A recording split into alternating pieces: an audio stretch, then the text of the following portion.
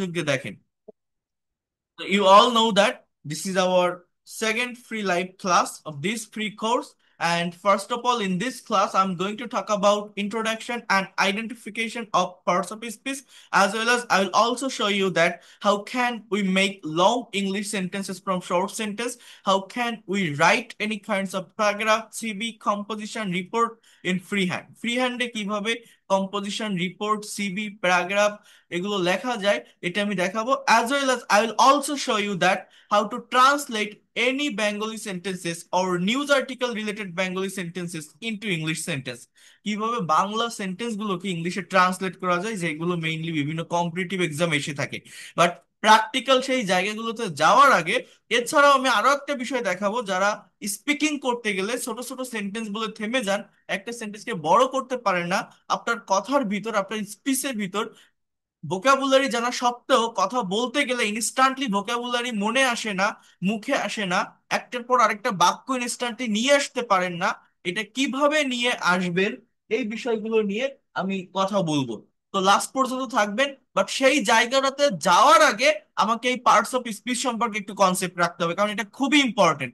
যারা ইংলিশ গ্রামারে দুর্বল, অনেকে মনে করেন ল্যাঙ্গুয়েজটা প্রফেশনালি শিখতে হলে, প্রপারলি শিখতে হলে গ্রামার সম্পর্কে একটু কনসেপ্ট থাকা প্রয়োজন।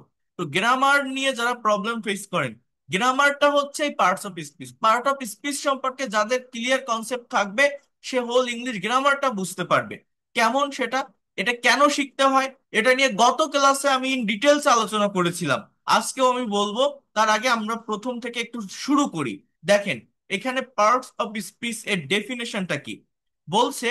পার্ট অর্থ অংশ এবং স্পিচ অর্থ বাক্য বা কথা।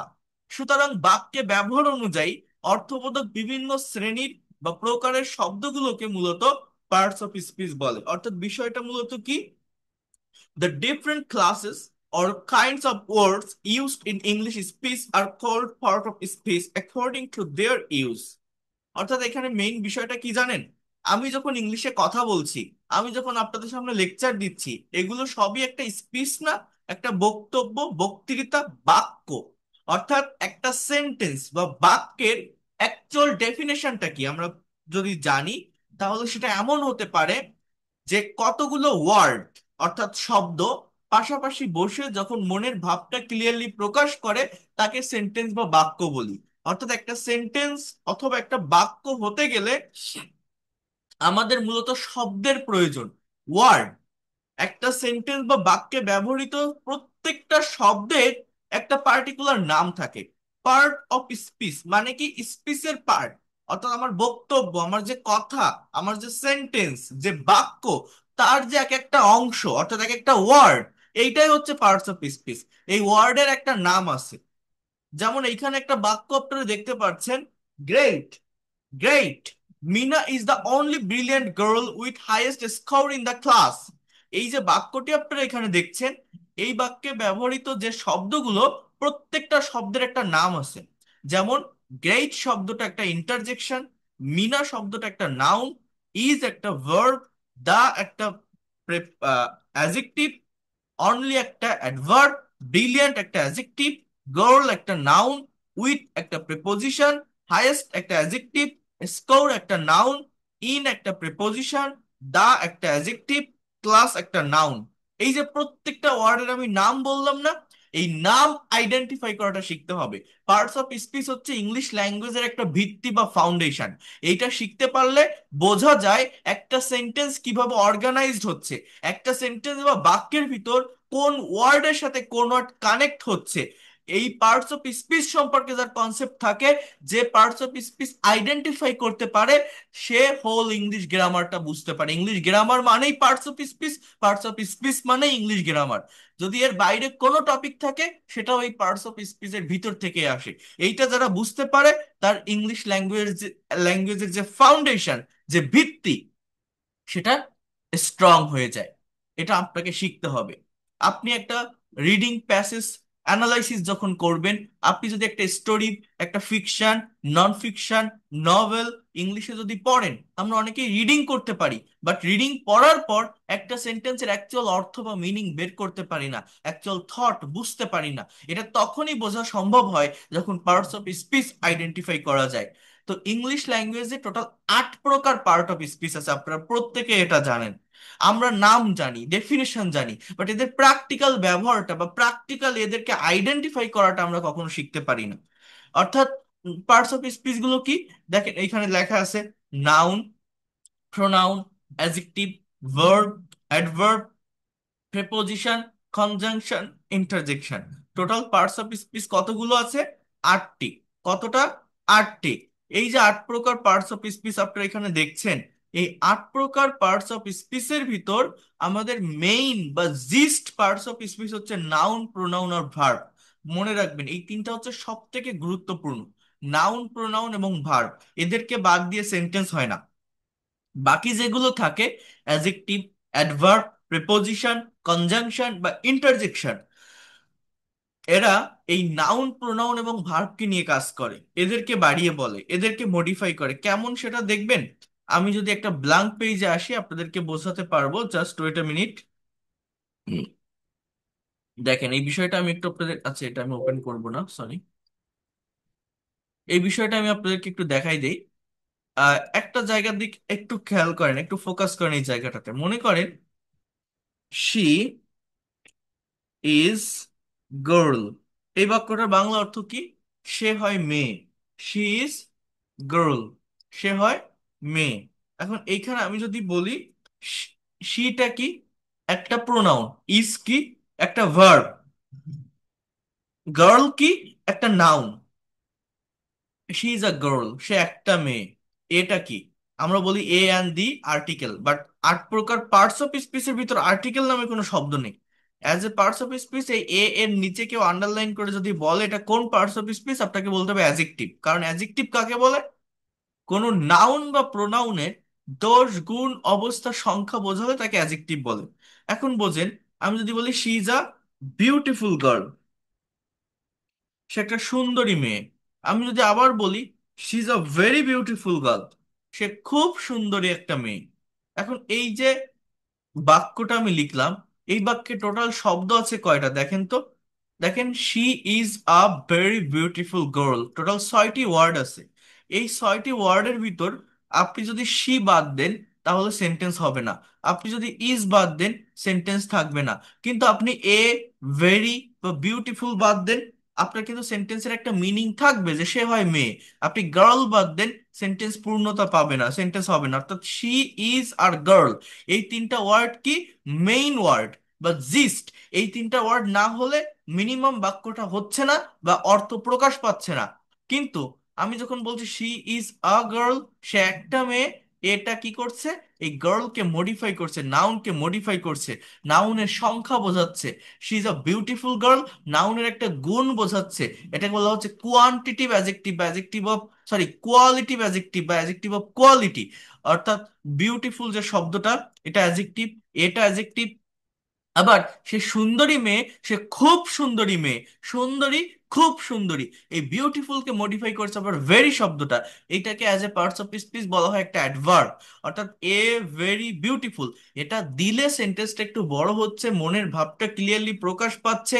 কিন্তু এটা যদি আমি না দেই তারপরেও কিন্তু সেন্টেন্সের একটা অর্থ বা মিনিং থাকছে। কিন্তু শি বাদ দিলে, ইজ বাদ দিলে বা গার্ল বাদ দিলে সেন্টেন্সের কিন্তু অর্থ আর ওইভাবে থাকে না, সেন্টেন্সই হয় না। তার মানে কি? আমাদের ইংলিশ ল্যাঙ্গুয়েজে টোটাল পার্টস অফ স্পিচ হচ্ছে 8 প্রকার। কথাগুলো খুবই গুরুত্বপূর্ণ, একটু মনোযোগ দিয়ে বুঝবেন। টোটাল পার্টস অফ স্পিচ কয়টা? 8টি। এই 8টির ভিতর মেইন বা জিস্ট হচ্ছে নাউন, প্রোনাউন আর ভার্ব। বাকিগুলো কি করে? এই নাউন, প্রোনাউন এবং ভার্বকে নিয়ে কাজ করে। অ্যাডজেক্টিভ নাউন, প্রোনাউন সম্পর্কে এক্সট্রা ইনফরমেশন দেয়, নাউন প্রোনাউনকে মডিফাই করে। অ্যাডভার্ব ভার্ব সম্পর্কে এক্সট্রা ইনফরমেশন দেয়, ভার্বকে বাড়িয়ে বলে। প্রেপোজিশন এটাও নাউন বা প্রোনাউনের আগে বসে। কনজাংশন আলাদা দুইটা ওয়ার্ড, সেন্টেন্স বা ক্লজকে কানেক্ট করে বা জোড়া লাগায়। ইন্টারজেকশন এটা জাস্ট বাইরের একটা পার্ট, অর্থাৎ আবেগ, অনুভূতি এগুলো প্রকাশ করার জন্য আমাদের যে এক্সক্লামেশন সিম্বলটা ব্যবহৃত হয় ইন্টারজেকশন রিলেটেড ওয়ার্ডের পরে ব্যবহৃত হয়। তো এটা দেখলেই চেনা যায়। মানে বিষয়টা কেমন জানেন? এই যে 8 প্রকার পার্টস অফ স্পিচ দেখছেন, এই 8 প্রকার পার্টস অফ স্পিচের ভিতর ইন্টারজেকশন বাদে বাকি যে 7টি আছে সেগুলো কোনোটা না কোনোটা একে অপরের সাথে কানেক্টেড, অতপ্রতভাবে জড়িত একটার সাথে আরেকটা। হ্যাঁ, ফ্রেজ হিসাবে ব্যবহৃত হয়, কিন্তু ইন্টারজেকশনটা কিন্তু ওইভাবে কানেক্টেড না, এটা বাইরের একটা পার্ট। হ্যাঁ, এটা দেখলেই চেনা যায়। তো এখন আমি একটু যদি ডেফিনেশন গুলো বলি, আমাদের মেইন কাজ হচ্ছে আজকে এই পার্টস অফ স্পিচের আইডেন্টিফিকেশনটা দেখা। আমরা আইডেন্টিফাই করতে পারি না। এটা যদি আপনি আইডেন্টিফাই করতে না পারেন, একটা সেন্টেন্স বা বাক্য পড়ে তার অ্যাকচুয়াল অর্থ বুঝতে পারবেন না, ইংলিশের ভিত্তিটা আপনার দুর্বল থাকবে। বাট এইটা যে একবার শিখে যাবে তার কাছে ল্যাঙ্গুয়েজটা অনেক সহজ হয়ে যায়, অনেক ইজি হয়ে যায়। তো আমরা জাস্ট ডেফিনেশন গুলো দেখি, কারণ প্রত্যেকটা পার্টস অফ স্পিচের ডিটেলস ক্লাস আমার অন্যান্য ক্লাসগুলোতে আছে। আমরা আজকে শুধুমাত্র ডেফিনেশনটা একটু এখান থেকে দেখবো, এবং আমাদের মেইন পার্ট থাকবে আইডেন্টিফাই করা। সেখান থেকে আমরা প্র্যাকটিক্যাল জায়গাটাতে চলে যাব, আমি প্র্যাকটিক্যালি কিভাবে ইংলিশে লং সেন্টেন্স তৈরি করতে হয়, কিভাবে একটা প্যারাগ্রাফ সিবি কম্পোজিশন লিখতে হয়, কিভাবে বাংলা থেকে ইংলিশে সেন্টেন্স ট্রান্সলেশন করা যায়, এই প্রত্যেকটা বিষয় নিয়ে আমি আলোচনা করব, আপনাদেরকে দেখাবো। তো প্রথমত দেখেন, নাউন। যে ওয়ার্ড দ্বারা কোনো ব্যক্তি, বস্তু, প্রাণী, স্থান, গুণ, অবস্থা প্রভৃতির নাম বোঝায় তাকে নাউন বলে। Noun is a naming word. অর্থাৎ নাউন মানে কি? নাম। Any kinds of name can be noun. যে কোনো কিছুর নামই নাউন হতে পারে, সেটা কোনো জায়গার নাম হতে পারে, কোনো ব্যক্তির নাম হতে পারে, কোনো বস্তুর নাম হতে পারে, কোনো গুণের নাম হতে পারে। Any kinds of name can be noun, ঠিক আছে? এখন আপনি বলতে পারেন, সব নামই যদি নাউন হয় তাহলে অন্য পার্টস অফ স্পিচ গুলো কিভাবে হবে? অন্য পার্টস অফ স্পিচ গুলো তার অবস্থান এবং ডেফিনেশনের উপর ভিত্তি করে হবে। যারা গতকালকের ক্লাসে ছিলেন আমি আপনাদেরকে এটা বলেছিলাম, আমি আজকেও দেখাবো, একটু ওয়েট করেন। এরপর হচ্ছে প্রোনাউন। প্রোনাউনটা কি? যে ওয়ার্ড নাউনের পরিবর্তে বসে। নাউনের পরিবর্তে মানে কি? নাউন মানে নাম, প্রোনাউন মানে সর্বনাম। সর্বনাম। নাউন একটা সেন্টেন্স বা বাক্যের একদম শুরুতে থাকে সাবজেক্টের স্থানে, অথবা ভার্বের পরে অবজেক্টের স্থানে থাকে। প্রোনাউনটাও সেম প্লেসেই বসে। অর্থাৎ প্রোনাউনের ব্যবহারটা কিভাবে হয় জানেন? দেখেন, এটা প্র্যাকটিক্যালি বুঝতে হয়। ইংলিশ ল্যাঙ্গুয়েজ অর্থাৎ এই ইংরেজি ভাষাটা, এটা তো ইংরেজদের থেকেই আসে, তাই না? ব্রিটিশদের থেকে আসছে। তো ব্রিটিশরা বা ইংরেজরা রিডান্ডেন্সি পছন্দ করে না। রিডান্ডেন্সি এর অর্থ হচ্ছে দ্বিরুক্তি, একটা শব্দের দুইবার ব্যবহার। যেমন আমরা বাংলায় অনেক সময় এই ধরনের কথা বলি না, যে সে নাচতে নাচতে স্কুলে যায়। সে নাচতে নাচতে স্কুলে যায়। তারা গান গাইতে গাইতে, বোঝার চেষ্টা করেন, আহ সে গান গাইতে গাইতে ভাত খায়। এই যে নাচতে নাচতে, গাইতে গাইতে, এই কথাগুলো আপনি ইংলিশে কিভাবে ট্রান্সলেট করেন? আপনি কি বলবেন he goes to school dancing dancing? না, দুইবার বলা যায় না। দুইবার যদি আপনি বলেন এটাকে বলা হয় রিডান্ডেন্সি, দ্বিরুক্তির ব্যবহার। তো আমি যখন ইংলিশে একটা পার্টিকুলার পার্সন নিয়ে কথা বলি, একটা পার্টিকুলার প্লেস নিয়ে কথা বলি, একটা পার্টিকুলার থিংস নিয়ে কথা বলি, তখন প্রত্যেকটা সেন্টেন্সের শুরুতে ওইটার ব্যবহার করা অন কাইন্ডস অফ রিডান্ডেন্সির কাজ করে। যেমন আমি যদি বলি রহিম ইজ আ গুড বয়, রহিম একটা ভালো ছেলে। Rahim goes to school regularly, Rahim reads in class 10, Rahim is a very talented student. হ্যাঁ, এই যে প্রত্যেকটা সেন্টেন্সে রহিমের ব্যবহার করা one kinds of redundancy. First সেন্টেন্সে রহিমকে রেখে বাকিগুলোতে রহিমের পরিবর্তে আমি যদি হি এর ব্যবহার করি, যে Rahim is a brilliant student, he goes to school regularly. হ্যাঁ, এইভাবে আমি যদি বলি he is a very talented student, he reads in class 10, তাহলে কি হয়? ওই রিডান্ডেন্সি প্রবলেমটা দূর হয়। অর্থাৎ নাউনের পরিবর্তে প্রোনাউনের ব্যবহার করলে একটা সেন্টেন্স দেখতে, বলতে বা লিখতে অনেক সুন্দর লাগে। এই প্রোনাউনের অনেক ক্লাসিফিকেশন আছে, হ্যাঁ। Personal pronoun, demonstrative pronoun, indefinite pronoun, হ্যাঁ, relative pronoun, reflexive pronoun, interrogative pronoun, এগুলো নিয়ে ডিটেলস ক্লাস আছে, আমি আপনাদের দেখাবো। এরপর দেখেন, জাস্ট আজকে আমরা আগে একটু ডেফিনেশন গুলো দেখে আইডেন্টিফিকেশন পার্টে যাব। অ্যাজেক্টিভ। অ্যাজেক্টিভ কি? যে ওয়ার্ড কোনো নাউন বা প্রোনাউনের দোষ, গুণ, অবস্থা, সংখ্যা, পরিমাণ ইত্যাদি প্রকাশ করে তাকে অ্যাজেক্টিভ বলে। অ্যাজেক্টিভের কাজটা হচ্ছে নাউন বা প্রোনাউনকে মডিফাই করা, নাউন প্রোনাউন সম্পর্কে এক্সট্রা ইনফরমেশন দেওয়া। যেমন this is a nice pen, এটা একটা সুন্দর কলম। এখানে পেনকে মডিফাই করছে নাইস শব্দটা। তাহলে বলেন তো এই বাক্যের মেইন অংশ বা জিস্ট অংশ কোনটা? This is pen. এই তিনটা ওয়ার্ডের একটা ওয়ার্ড যদি আপনি বাদ দেন, আপনার কি বাক্য থাকবে? দিস বাদ দিলে বাক্য হবে? ইজ বাদ দিলে বাক্য হবে? পেন বাদ দেন তো বাক্য হবে? হবে না। কিন্তু এ বা নাইসকে আপনি উঠাই দেন, দিস ইজ পেন, এটা কলম, উত্তর আসে।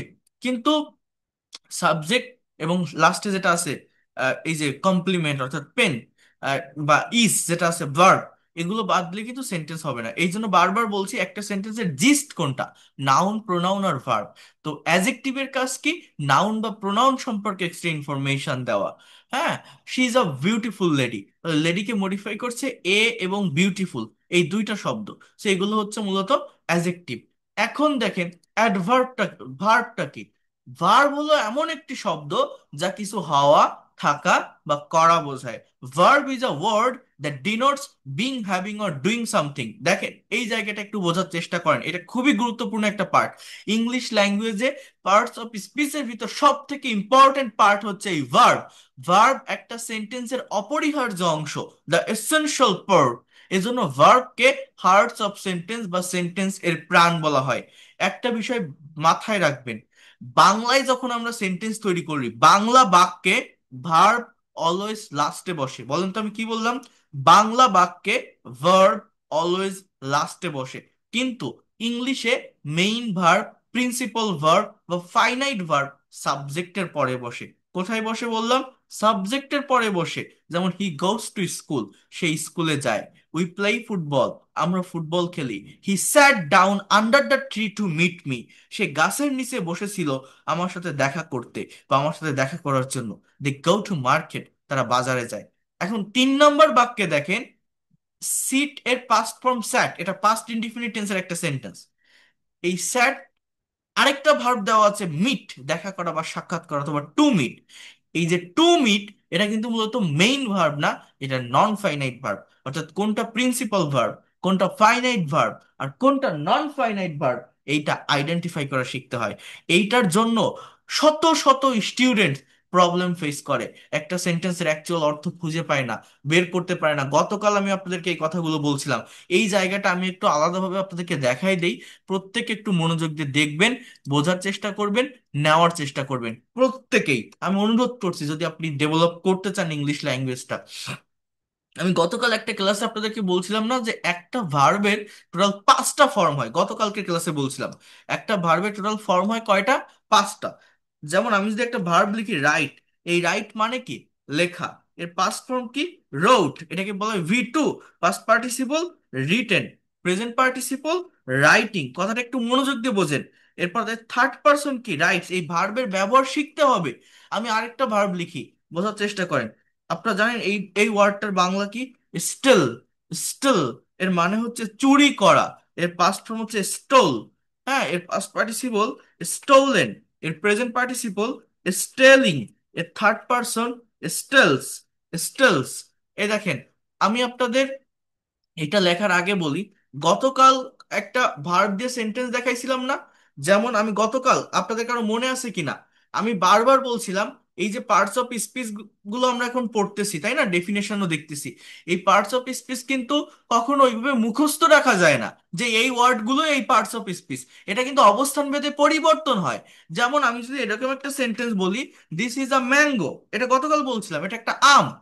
দিস ইজ আ ম্যাঙ্গো, আম এটা একটা ফলের নাম, সেটা নাউন। কিন্তু আমি যদি বলি this is a mango tree, এর বাংলা অর্থ এটা একটা আম গাছ, তখন ট্রিটা নাউন, ম্যাঙ্গোটা হয়ে যায় অ্যাডজেক্টিভ। এইভাবে এটা পরিবর্তন হয় অবস্থান ভেদে। আমি আপনাদের ক্লাস নিচ্ছি, আমি আপনাদের টিচার। আমি যখন আমার ইউনিভার্সিটিতে ক্লাস করতাম, আমি তাদের স্টুডেন্ট ছিলাম। আমি যখন আমার বাবার সামনে গিয়ে দাঁড়াই, আমি তার ছেলে। এই যে আমি একটা মানুষ, বিভিন্ন পজিশনে গিয়ে চেঞ্জ হয়ে যাচ্ছে, এগুলো চেঞ্জ হয়। যেমন আমি আপনাদেরকে গত ক্লাসে বলছিলাম যে he is walking on the road. এই যে ওয়াকিং যে শব্দটা, এই ওয়াকিংটা এখানে মেইন ভার্ব। যে সে রাস্তায় হাঁটছে, he is walking on the road, এটা প্রেজেন্ট কন্টিনিউয়াস টেন্স, দেখে টেন্স আপনি চিনতে পারছেন। কিন্তু আমি যদি বলি যে walking is a good exercise, এর বাংলা অর্থ হচ্ছে হাঁটা একটা ভালো ব্যায়াম। এই যে বাক্যটা আমি লিখলাম যে walking is a good exercise, এই ওয়াকিংটা একটা জেরান্ড, মানে as a parts of speech, এটা একটা নাউন, এটা বি ভার্বের sentence, just present indefinite tense.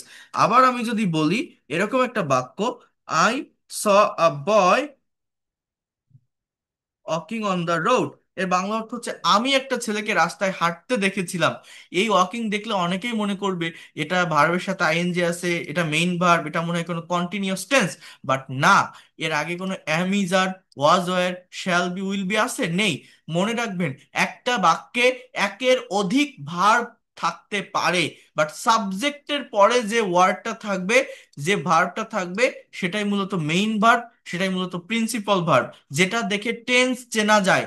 এই যে সি মানে দেখা, এর পাস্ট ফর্ম স, এটা দেখে আমি বুঝতে পারছি এটা পাস্ট ইনডিফিনিট টেন্স। কিন্তু এই ওয়াকিং দেখে কি আপনি বলতে পারবেন এটা প্রেজেন্ট কন্টিনিউয়াস, না পাস্ট কন্টিনিউয়াস, না ফিউচার কন্টিনিউয়াস? এর আগে কোনো কিছু আছে? নেই। এটা ভার্বের প্রেজেন্ট পার্টিসিপল ফর্ম অ্যাজেক্টিভ হিসাবে বসছে, অর্থাৎ চেহারা ভার্বের মতো, দেখতে ভার্বের মতো হলেও as a parts of speech সেটা ভার্ব হিসেবে কাজ করতেছে না। ভার্ব মানে কি? ক্রিয়া, যেটা কাজ করা বোঝায়, যেটা অ্যাকশন দেয়। আমি একটা ছেলেকে রাস্তায় হাঁটতে দেখেছিলাম, অর্থাৎ হাঁটন্ত অবস্থায় একটা ছেলেকে দেখেছিলাম। ছেলেটার ছেলেটা কি অবস্থায় ছিল, ছেলেটার কন্ডিশনটা কি ছিল, হাঁটতেছিল, অর্থাৎ এই নাউনের একটা অবস্থা প্রকাশ করছে। তো নাউন সম্পর্কে যে এক্সট্রা ইনফরমেশন দিচ্ছে তাকে কি বলা হয়? অ্যাডজেক্টিভ। এইবার দেখেন, বোঝার চেষ্টা করেন।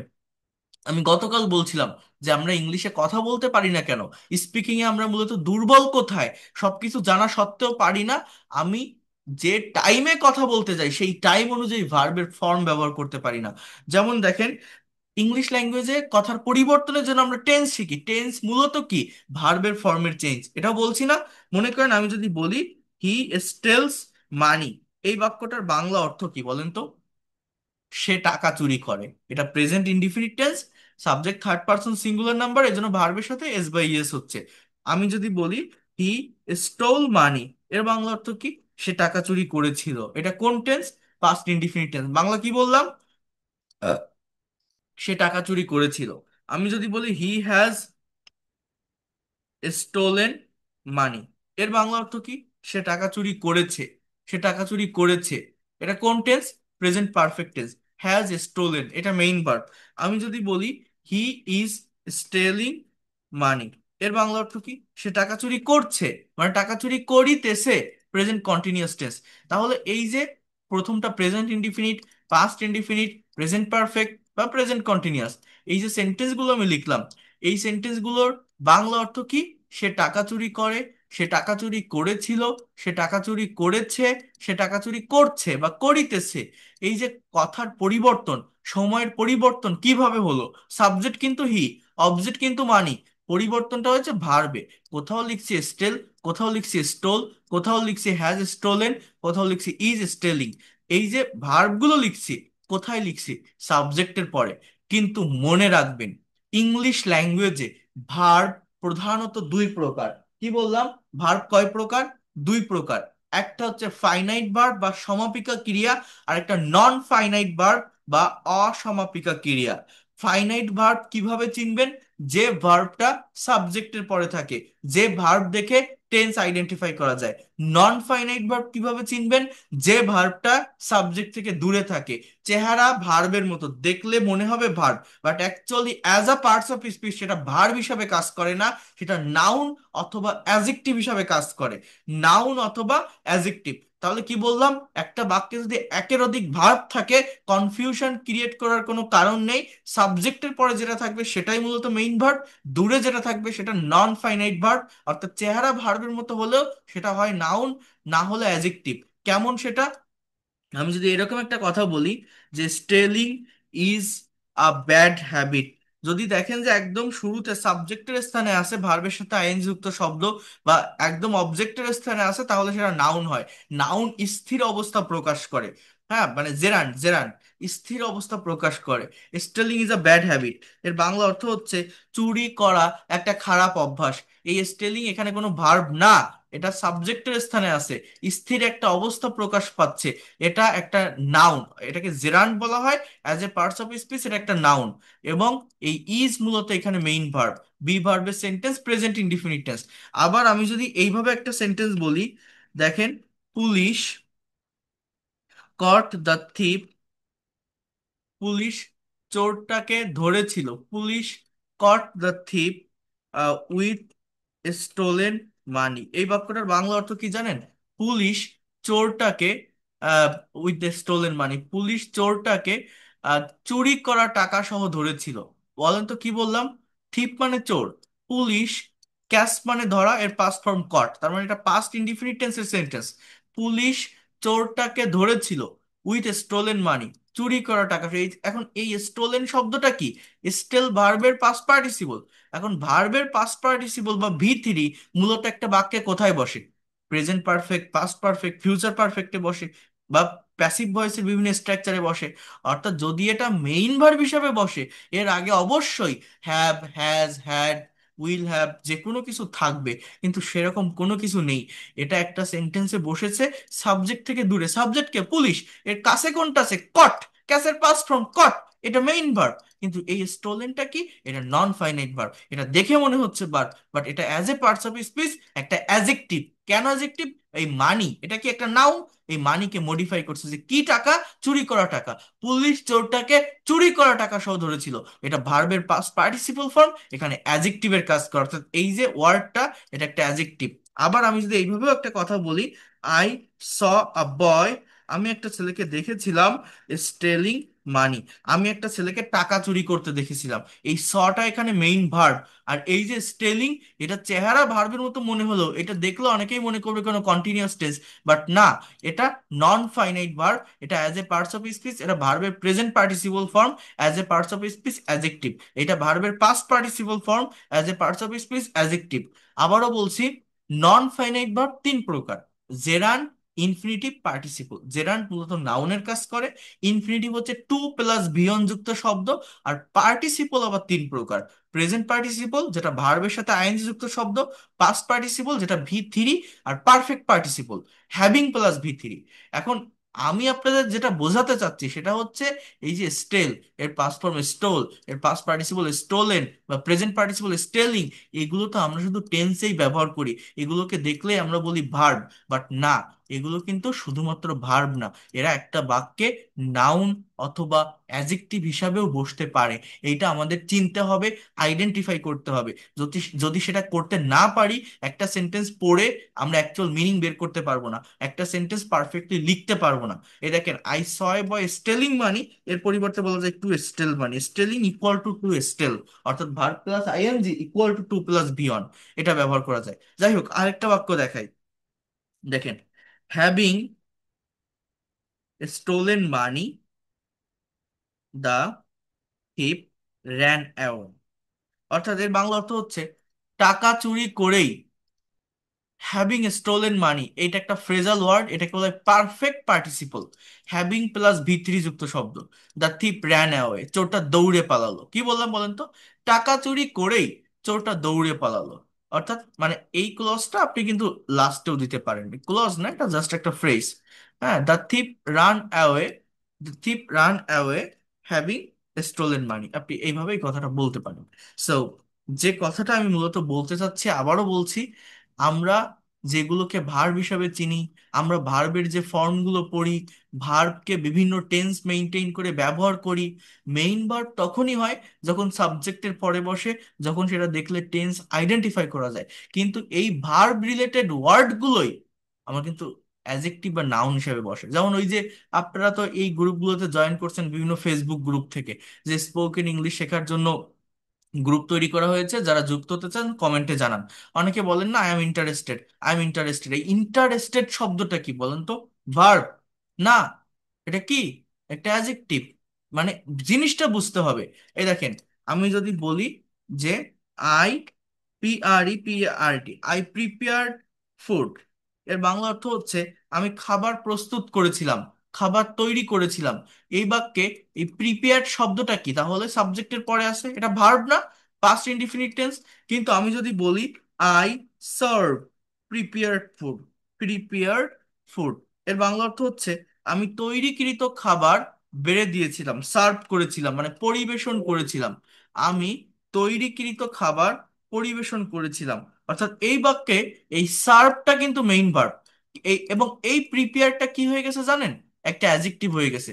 এই ফুডকে মডিফাই করছে। ফুড একটা নাউন, যে কেমন খাবার, কি খাবার, প্রস্তুতকৃত খাবার, তৈরিকৃত খাবারটা আমি পরিবেশন করেছিলাম। আই সার্ভ প্রিপেয়ার্ড ফুড, কিন্তু আই প্রিপেয়ার্ড ফুড, এখানে প্রিপেয়ারটাই ভার্ব। অর্থাৎ এই বিষয়গুলো, এই সূক্ষ্ম বিষয় আমাদেরকে জানতে হবে, আমাদের আইডেন্টিফাই করা শিখতে হবে। তাহলেই আপনার এই গ্রামারটা স্ট্রং হবে। ইংলিশ গ্রামার বলতে নাথিং, বাকি কোনো কিছুই নেই। যদি একটু পার্টস অফ স্পিচ সম্পর্কে কনসেপ্ট নিতে পারেন এবং ভার্বটাকে একটু ডিটেলসে পড়তে পারেন, বিশ্বাস করেন এই জায়গাটুকু, এই যে যতটুকু আমি এখানে দেখালাম, মানুষ সারা জীবন এটা নিয়ে কনফিউশনে থাকে। তো এইটা আপনি একবার যদি এই এই জায়গাটা থেকে ওভারকাম করতে পারেন, যে কোনো প্যাসেজ আপনি রিড আউট করতে যান, ইজিলি মিনিং বের করতে পারবেন, ট্রান্সলেট করতে পারবেন, এবং এই ধরনের বিষয়গুলো আহ, শিখতে পারলে, কনফিউশনগুলো ক্লিয়ার করতে পারলে, ইংলিশে কথা বলতে গেলে বা লিখতে গেলে নিজের ভিতরে একটা কনফিডেন্ট পাওয়া যায়। বাট এই বিষয়গুলো সম্পর্কে ক্লিয়ার কনসেপ্ট না থাকলে আপনি যেভাবেই ইংরেজি শিখতে যান, যে রুলস পড়েন, যে স্ট্রাকচার পড়েন, ওই শেখা কোনো কাজে লাগে না। আপনার ভাষা ভাষা ভাষা ভাষা শেখা থেকে যাবে, ডেভেলপ করতে পারবেন না প্রফেশনালি। নিজের ভিতরে অ্যাকচুয়াল কনফিডেন্টটা পাবেন না যে আমি পুরোপুরি পারি বা জানি। আচ্ছা, এরপর দেখেন অ্যাডভার্ব। অ্যাডভার্বটা কি? আমার আজকে মেইন কাজটা হচ্ছে অ্যাডভার্বকে নিয়ে, এটা নিয়ে আমি ডিটেলসে কথা বলবো। একটু আমাকে সময় দেন, আমি বুঝাবো, প্রত্যেকটা জিনিস আমি দেখাবো, একটু টাইম দিতে হবে। জাস্ট আমি যাদেরকে ক্লাস নেই, আমার প্রত্যেকটা স্টুডেন্ট, আমি আপনাদের আগেও বলছি, আহ, বিভিন্ন জায়গায় তারা প্রতিষ্ঠান দিয়েছে। মাদারীপুরে একজন প্রতিষ্ঠান দিয়েছে, আহ মইনুল নাম করে একটা লোক, আপনারা, আমি মনে হয় আগেও আপনাদেরকে বলেছি। তো সেখানে তার প্রথম ব্যাচে স্টুডেন্ট ছিল মাত্র 7 জন, অফলাইনে, মাদারীপুরে।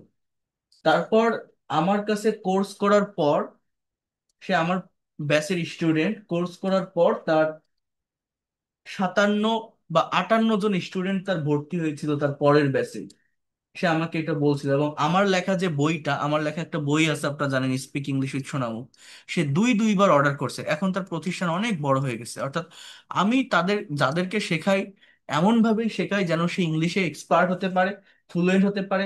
অর্থাৎ এই ল্যাঙ্গুয়েজটা যাতে করে সে ধরে রাখতে পারে, নিজের অ্যাসেট বা সম্পদ হিসাবে সে নিতে পারে। এছাড়া সিলেটে, চিটাগাঙে আমার অনেক স্টুডেন্ট আছে যারা নিজেরাই প্রতিষ্ঠান দিয়েছে এই ল্যাঙ্গুয়েজের উপর, তারা টিচিং দিচ্ছে। এবং যারা একদমই দুর্বল, তারাও শিখতে পারবেন। আমি এই যে জিনিসগুলো আপনাদেরকে দেখাচ্ছি না, এটা এরকম না যে একদম মুখস্থ করতে হবে। মুখস্থ করার কোনো বিষয় না এটা। জাস্ট একবার একটু বুঝে নেন, বিষয়গুলো সম্পর্কে একটা কনসেপ্ট বা একটা ধারণা রাখেন, দ্যাটস এনাফ, আর কিছু না। কিন্তু একদম অপরিচিত যদি থাকে, একদম আনফ্যামিলিয়ার যদি থাকেন, তাহলে আপনি বুঝবেন। একটু কনসেপ্ট রাখতে হবে, একটু ধারণা রাখতে হবে।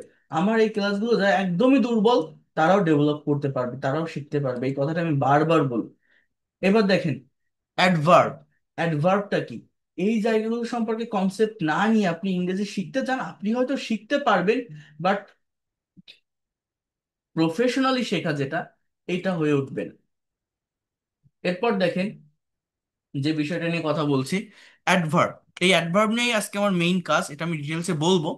যে ওয়ার্ড সাধারণত নাউন, প্রোনাউন এবং ইন্টারজেকশন ব্যতীত যে কোনো পার্টস অফ স্পিচ বা ফ্রেজ বা কোনো সেন্টেন্সকে মডিফাই বা বিশেষায়িত করে তাকে অ্যাডভার্ব বলে। অ্যাডভার্বটা মূলত কি জানেন? এটা অ্যাজেক্টিভের বিপরীত। আমরা অ্যাজেক্টিভটা কি দেখেছিলাম? দেখেন, একটা সেন্টেন্স তৈরি করতে গেলে কি লাগে? মেইনলি একটা সেন্টেন্সের জিস্ট কোনটা, আমি কি বলছি, জিস্ট কতটুকু।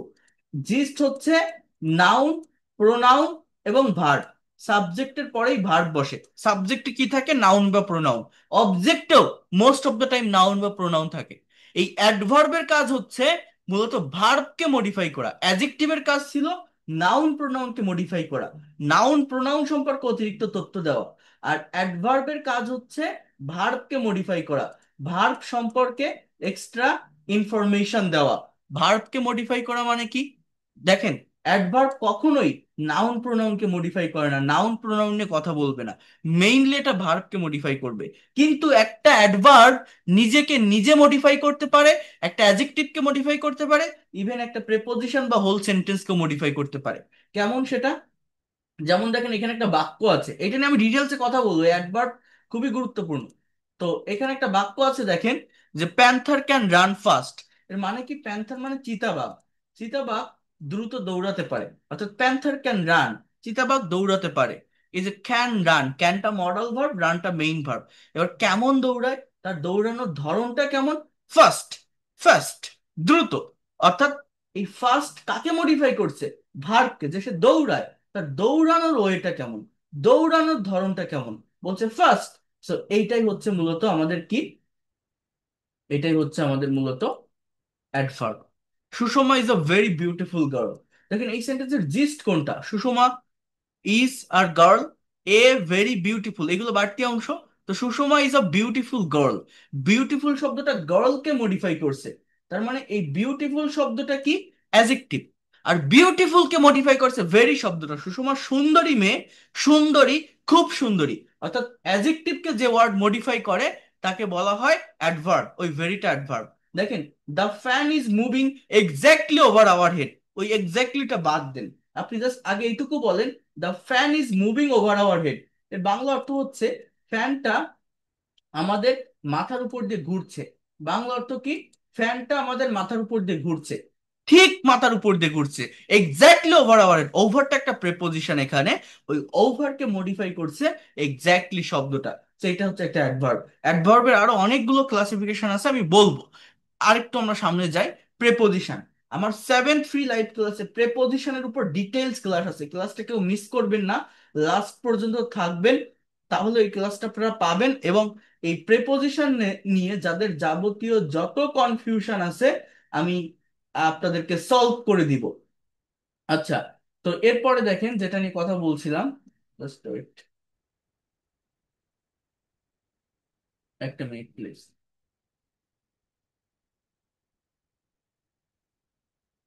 এরপর দেখেন প্রেপোজিশনের এখানে ডেফিনেশনটা কি বলছে, যে প্রি শব্দের অর্থ পূর্বে এবং পজিশন শব্দের অর্থ অবস্থান।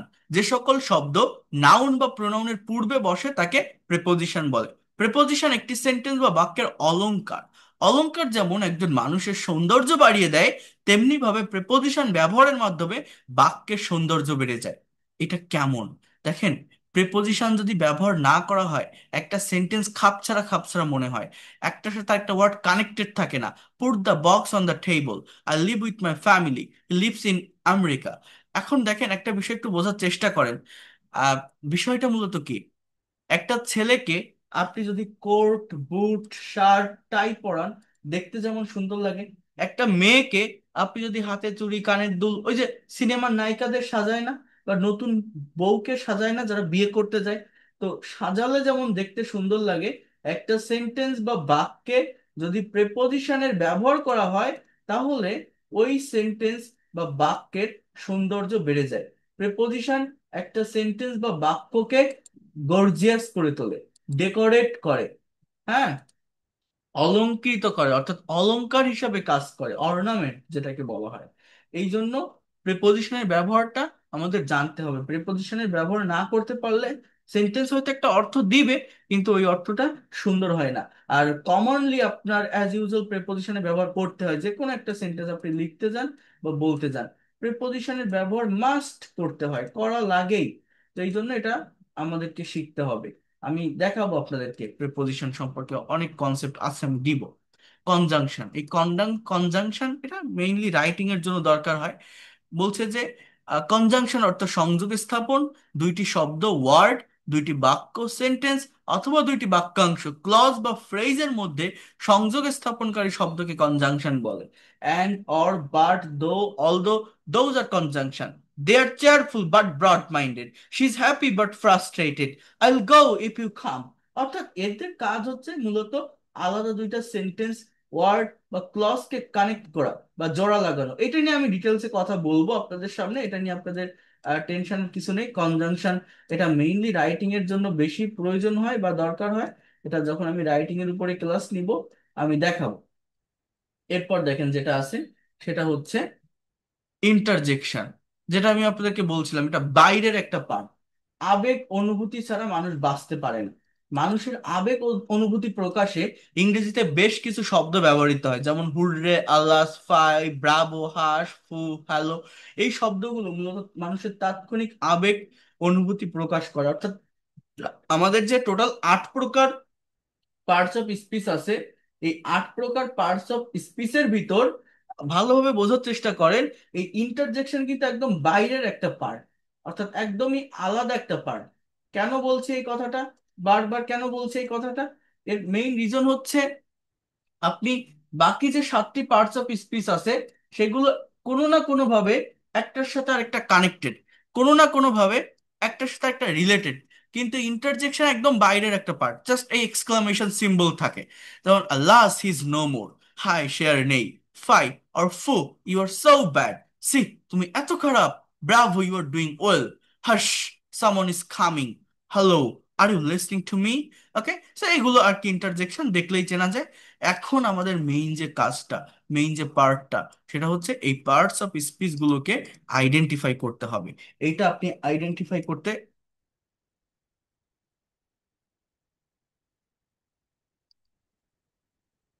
পারেন কিনা আমি আপনাদেরকে এই বিষয়টা একটু দেখাবো। প্রত্যেকে একটু এই জায়গাটা মনোযোগ দিয়ে বোঝার চেষ্টা করেন বা নেওয়ার চেষ্টা করেন। পার্টস অফ স্পিচের আইডেন্টিফিকেশনটা কিন্তু বিভিন্ন competitive exam, BCS, bank job, admission টেস্টে এসে থাকে। তো ভালোভাবে আপনাকে বুঝতে হবে। আর এইটা শেষ করেই আমি প্র্যাকটিক্যাল জায়গাটাতে আসবো। অর্থাৎ যারা ইংলিশে ছোট ছোট সেন্টেন্স বলে থেমে যান, যারা একটা বড় বাক্য তৈরি করতে পারেন না, একটা সেন্টেন্স বা বাক্যের ভিতর এক্সট্রা ইনফরমেশন নিয়ে আসতে পারেন না, সেটা কিভাবে আনবেন আমি এটা নিয়ে কথা বলবো, আপনাদেরকে ইন ডিটেলসে দেখাবো। যারা বাংলা থেকে ইংলিশ সেন্টেন্স ট্রান্সলেট করতে পারেন না, বড় বড় বাংলা সেন্টেন্স দেখলে যারা সঠিক অর্ডার মেনটেন করে ট্রান্সলেট করতে পারেন না, সাবজেক্ট ভার্ব অবজেক্ট কিভাবে বসাবেন আপনারা যারা বুঝতে পারেন না, লাস্ট পর্যন্ত থাকবেন, দেখেন কতটা প্র্যাকটিক্যালি আপনি ডেভেলপ করতে পারেন। বাট ওই জায়গাটাতে যেতে হলে আমাকে এই জায়গাগুলো অর্থাৎ এই পার্টস অফ স্পিচ সম্পর্কে একটা মিনিমাম কনসেপ্ট নিয়ে যেতে হবে। এজন্যই কিন্তু আমি এটা দেখাচ্ছি। তো মনোযোগ দেন। আই হ্যাভ আ পেন, আমার একটা কলম আছে, তাহলে আইটা কি? প্রোনাউন। আইটা কি? প্রোনাউন। Have, verb. প্রত্যেকটা সেন্টেন্সের সাবজেক্টের পরেই ভার্ব থাকে। হ্যাভটা কি? ভার্ব। এটা কি? আর্টিকেল? না। As a parts of speech adjective. পেনটা কি? নাউন। এরপর দেখেন আই গো হোম, আমি বাড়ি যাই। আইটা কি? প্রোনাউন। গোটা কি? ভার্ব। হোমটা কি? অনেকেই বলবে এই হোমটা নাউন, কিন্তু এটা কিন্তু কোনো নাউন না। আবারও বলছি, এই হোম একটা অ্যাডভার্ব। কেন অ্যাডভার্ব জানেন? কোনো বাক্যের ভার্বকে কোথায়, কখন, কিভাবে, কেন, কতটুকু দ্বারা প্রশ্ন করলে যে উত্তর পাওয়া যায় তাকে অ্যাডভার্ব বলা হয়। কোথায় যাই? বাড়ি। আই গো হোম, এটা হচ্ছে অ্যাডভার্ব অফ প্লেস। এখন এখানে একটা বিষয় আছে, সেটা হচ্ছে 3 নাম্বার বাক্যটা একটু দেখেন। I go to house. দেখেন, 2 নাম্বার বাক্যে হোমের আগে কিন্তু কোনো টু নেই, 3 নাম্বার বাক্যে হাউজের আগে টু আছে। এর কারণ কি? একটা বিষয় মনে রাখবেন, এটা খুবই গুরুত্বপূর্ণ। পৃথিবীতে 4টা word, home, here, HCRE, there, THERE, এবং abroad, ABROAD। Home, here, there and abroad, এই 4টা ওয়ার্ড হচ্ছে একদম রিয়েল অ্যাডভার্ব, খাঁটি অ্যাডভার্ব। মানে কি? প্রেপোজিশনের একটা নিয়ম হচ্ছে কোনো একটা দিকে যাওয়া বোঝাতে, কোনো একটা দিকে আসা বোঝাতে, কারো প্রতি বা পর্যন্ত বোঝাতে টু এর ব্যবহার হয়। অর্থাৎ আপনি কোনো একটা জায়গায় যাচ্ছেন, টু প্রেপোজিশনের ব্যবহার করতে হবে। সে বাজারে যাচ্ছে, ইংরেজি কি জানেন? He is going to market, he is going to. সে স্কুলে যাচ্ছে, he is going to school. আমি প্রতিদিন বিশ্ববিদ্যালয়ে যাই, I go to university every day. অর্থাৎ টু এর ব্যবহার করতে হয় কোন একটা দিকে যাওয়া বোঝাতে। কিন্তু হোম, হিয়ার, দেয়ার এবং অ্যাব্রোড, এই 4টা ওয়ার্ডের আগে এবং গো এর পরে কোনোদিনও টু বসে না। আই গো টু হোম হয় না, I go home, I go there, I go abroad. Okay, এখন এটা হয় না কেন জানেন? হোম আর হাউসের ভিতর পার্থক্য কি জানেন? হাউস শব্দটা কিন্তু নাউন। প্রেপোজিশন নাউন বা প্রোনাউনের আগে বসে। প্রেপোজিশনের ডেফিনেশন কি? যে ওয়ার্ড কোনো বাক্যে নাউন বা প্রোনাউনের পূর্বে বসবে তাকেই প্রেপোজিশন বলে। তো হোম আর হাউসের ভিতর পার্থক্য কি? হাউস মানে বাড়ি, একটা বিল্ডিং। অর্থাৎ একটা থিংস, একটা বস্তুকে বোঝায়।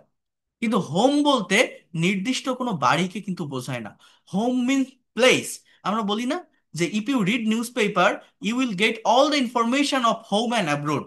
হোম অ্যান্ড অ্যাব্রোড মানে কি? দেশ এবং বিদেশ। দেশ এবং বিদেশের সমস্ত খবর তুমি পাবে যদি নিউজ পেপার পড়ো। অর্থাৎ হোম বলতে যে কোনো একটা প্লেসকে বোঝায়। সেটা নৌকার নিচে যে ছাউনি সেটাও হতে পারে, সেটা পাহাড়ের গুহা হতে পারে, সেটা একটা any kinds of place can be home, but any kinds of place cannot be house. House মানে একটা বিল্ডিং, একটা বাড়ি, একটা থিংস, অর্থাৎ দিস ইজ নাউন। কিন্তু এখানে, সেখানে, বাইরে, অর্থাৎ বিদেশ। বিদেশ বলতে নির্দিষ্ট কোনো দেশকে কিন্তু বোঝায় না, বলছে বিদেশ।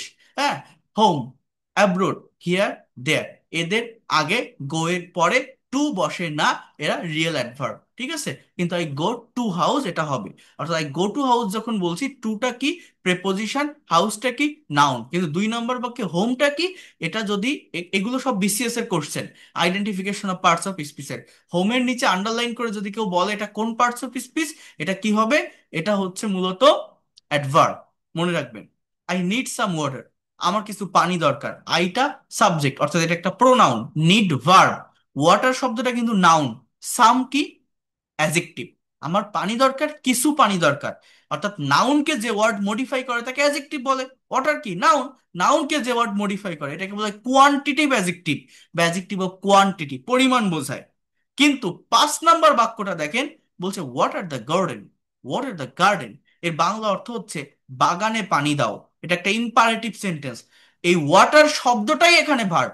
তাহলে দেখেন, 4 নম্বর বাক্যে যে ওয়ার্ডটা নাউন ছিল, একই ওয়ার্ড 5 নম্বর বাক্যে হয়ে গেছে ভার্ব। এখানে সাবজেক্ট নেই। এটা এরকম হওয়া উচিত যে you water the garden, but imperative সেন্টেন্সে সাবজেক্ট থাকে না, উজ্জ থাকে। সো ওয়াটার দ্য ভার্ব, দাটা অ্যাডজেক্টিভ, গার্ডেনটা নাউন। তাহলে এর বাংলা অর্থ অনেকে বলে যে বাগানে পানি বা বাগানে পানি দেওয়া, কিন্তু না, বাগানে পানি দাও। ওয়াটার দ্য গার্ডেন, এই ওয়াটারটা কি? ভার্ব। তাহলে একই ওয়ার্ড, একই স্পেলিং, একটা বাক্যে নাউন, একটা বাক্যে হয়ে গেছে verb. Here is my school, এখানে আমার স্কুল। আমি যদি বলি আপনাকে মাইটা কোন পার্টস অফ স্পিচ, অনেকেই বলবে যে এটা প্রোনাউন। কিন্তু মাই, আওয়ার, দেয়ার, ইওর, এগুলো কোনোদিনও প্রোনাউন হয় না, মনে রাখবেন। এগুলো হচ্ছে অ্যাজেক্টিভ। এগুলোকে বলা হয় পজেসিভ অ্যাজেক্টিভ। বলেন তো কি বললাম? পজেস করা, অধিকার বা মালিকানায় বোঝায়। অর্থাৎ প্রোনাউন কাকে বলে এটা বুঝতে হয়। প্রোনাউন হচ্ছে এমন কোন ওয়ার্ড যে ওয়ার্ড নাউনের পরিবর্তে বসে। প্রোনাউন একটা বাক্যের একদম শুরুতে থাকে সাবজেক্টের স্থানে, অথবা শেষে থাকে অবজেক্টের স্থানে। কিন্তু অ্যাজেক্টিভের কাজ কি? অ্যাজেক্টিভ হচ্ছে যে ওয়ার্ড নাউন বা প্রোনাউনকে মডিফাই করে, নাউন প্রোনাউন সম্পর্কে এক্সট্রা ইনফরমেশন দেয়। অর্থাৎ এখানে আমার স্কুল, স্কুলকে মডিফাই করছে মাই শব্দটা। তো এটা কি? অ্যাজেক্টিভ। এটা আমার গাড়ি, দিস ইজ মাই কার। এটা তার বাড়ি, দিস ইজ হার হাউস, অর্থাৎ her house. It is there cat, এটা তাদের বিড়াল, there cat. Our home, our house, my school. এই যে মাই, আওয়ার, দেয়ার, ইওর, হার, এদের পরে অবশ্যই অবশ্যই একটা নাউন থাকে। এই জন্য এগুলো কি?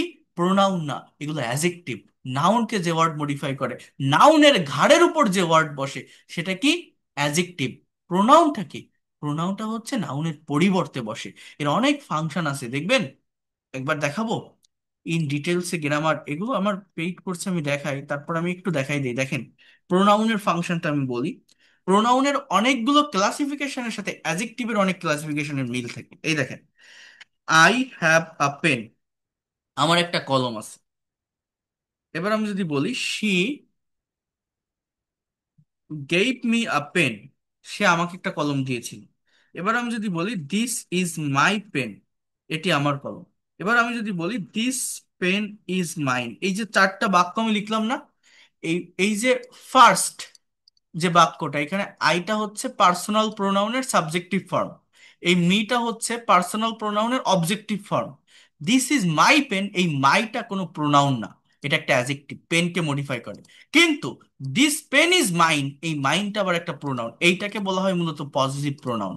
এর বাংলা অর্থ এই কলমটি আমার, এটি আমার কলম। দেখেন মাইনের পরে ফুল স্টপ আছে, এই মাইন কিন্তু অন্য কোনো ওয়ার্ডকে মডিফাই করছে না, কিন্তু এই মাইটা পেনকে মডিফাই করছে, পেনের ঘাড়ের উপর বসছে, যেটা কলম, এটা আমার কলম। অর্থাৎ এই মাইটা হচ্ছে মূলত অ্যাজেক্টিভ। অ্যাজেক্টিভের কাজ অন্য একটা নাউন বা প্রোনাউনকে মডিফাই করা। এই দেখেন, দিস ইজ মাই পেন, এই যে দিসটা দেখছেন না, এই দিসটাকে বলা হয় demonstrative pronoun.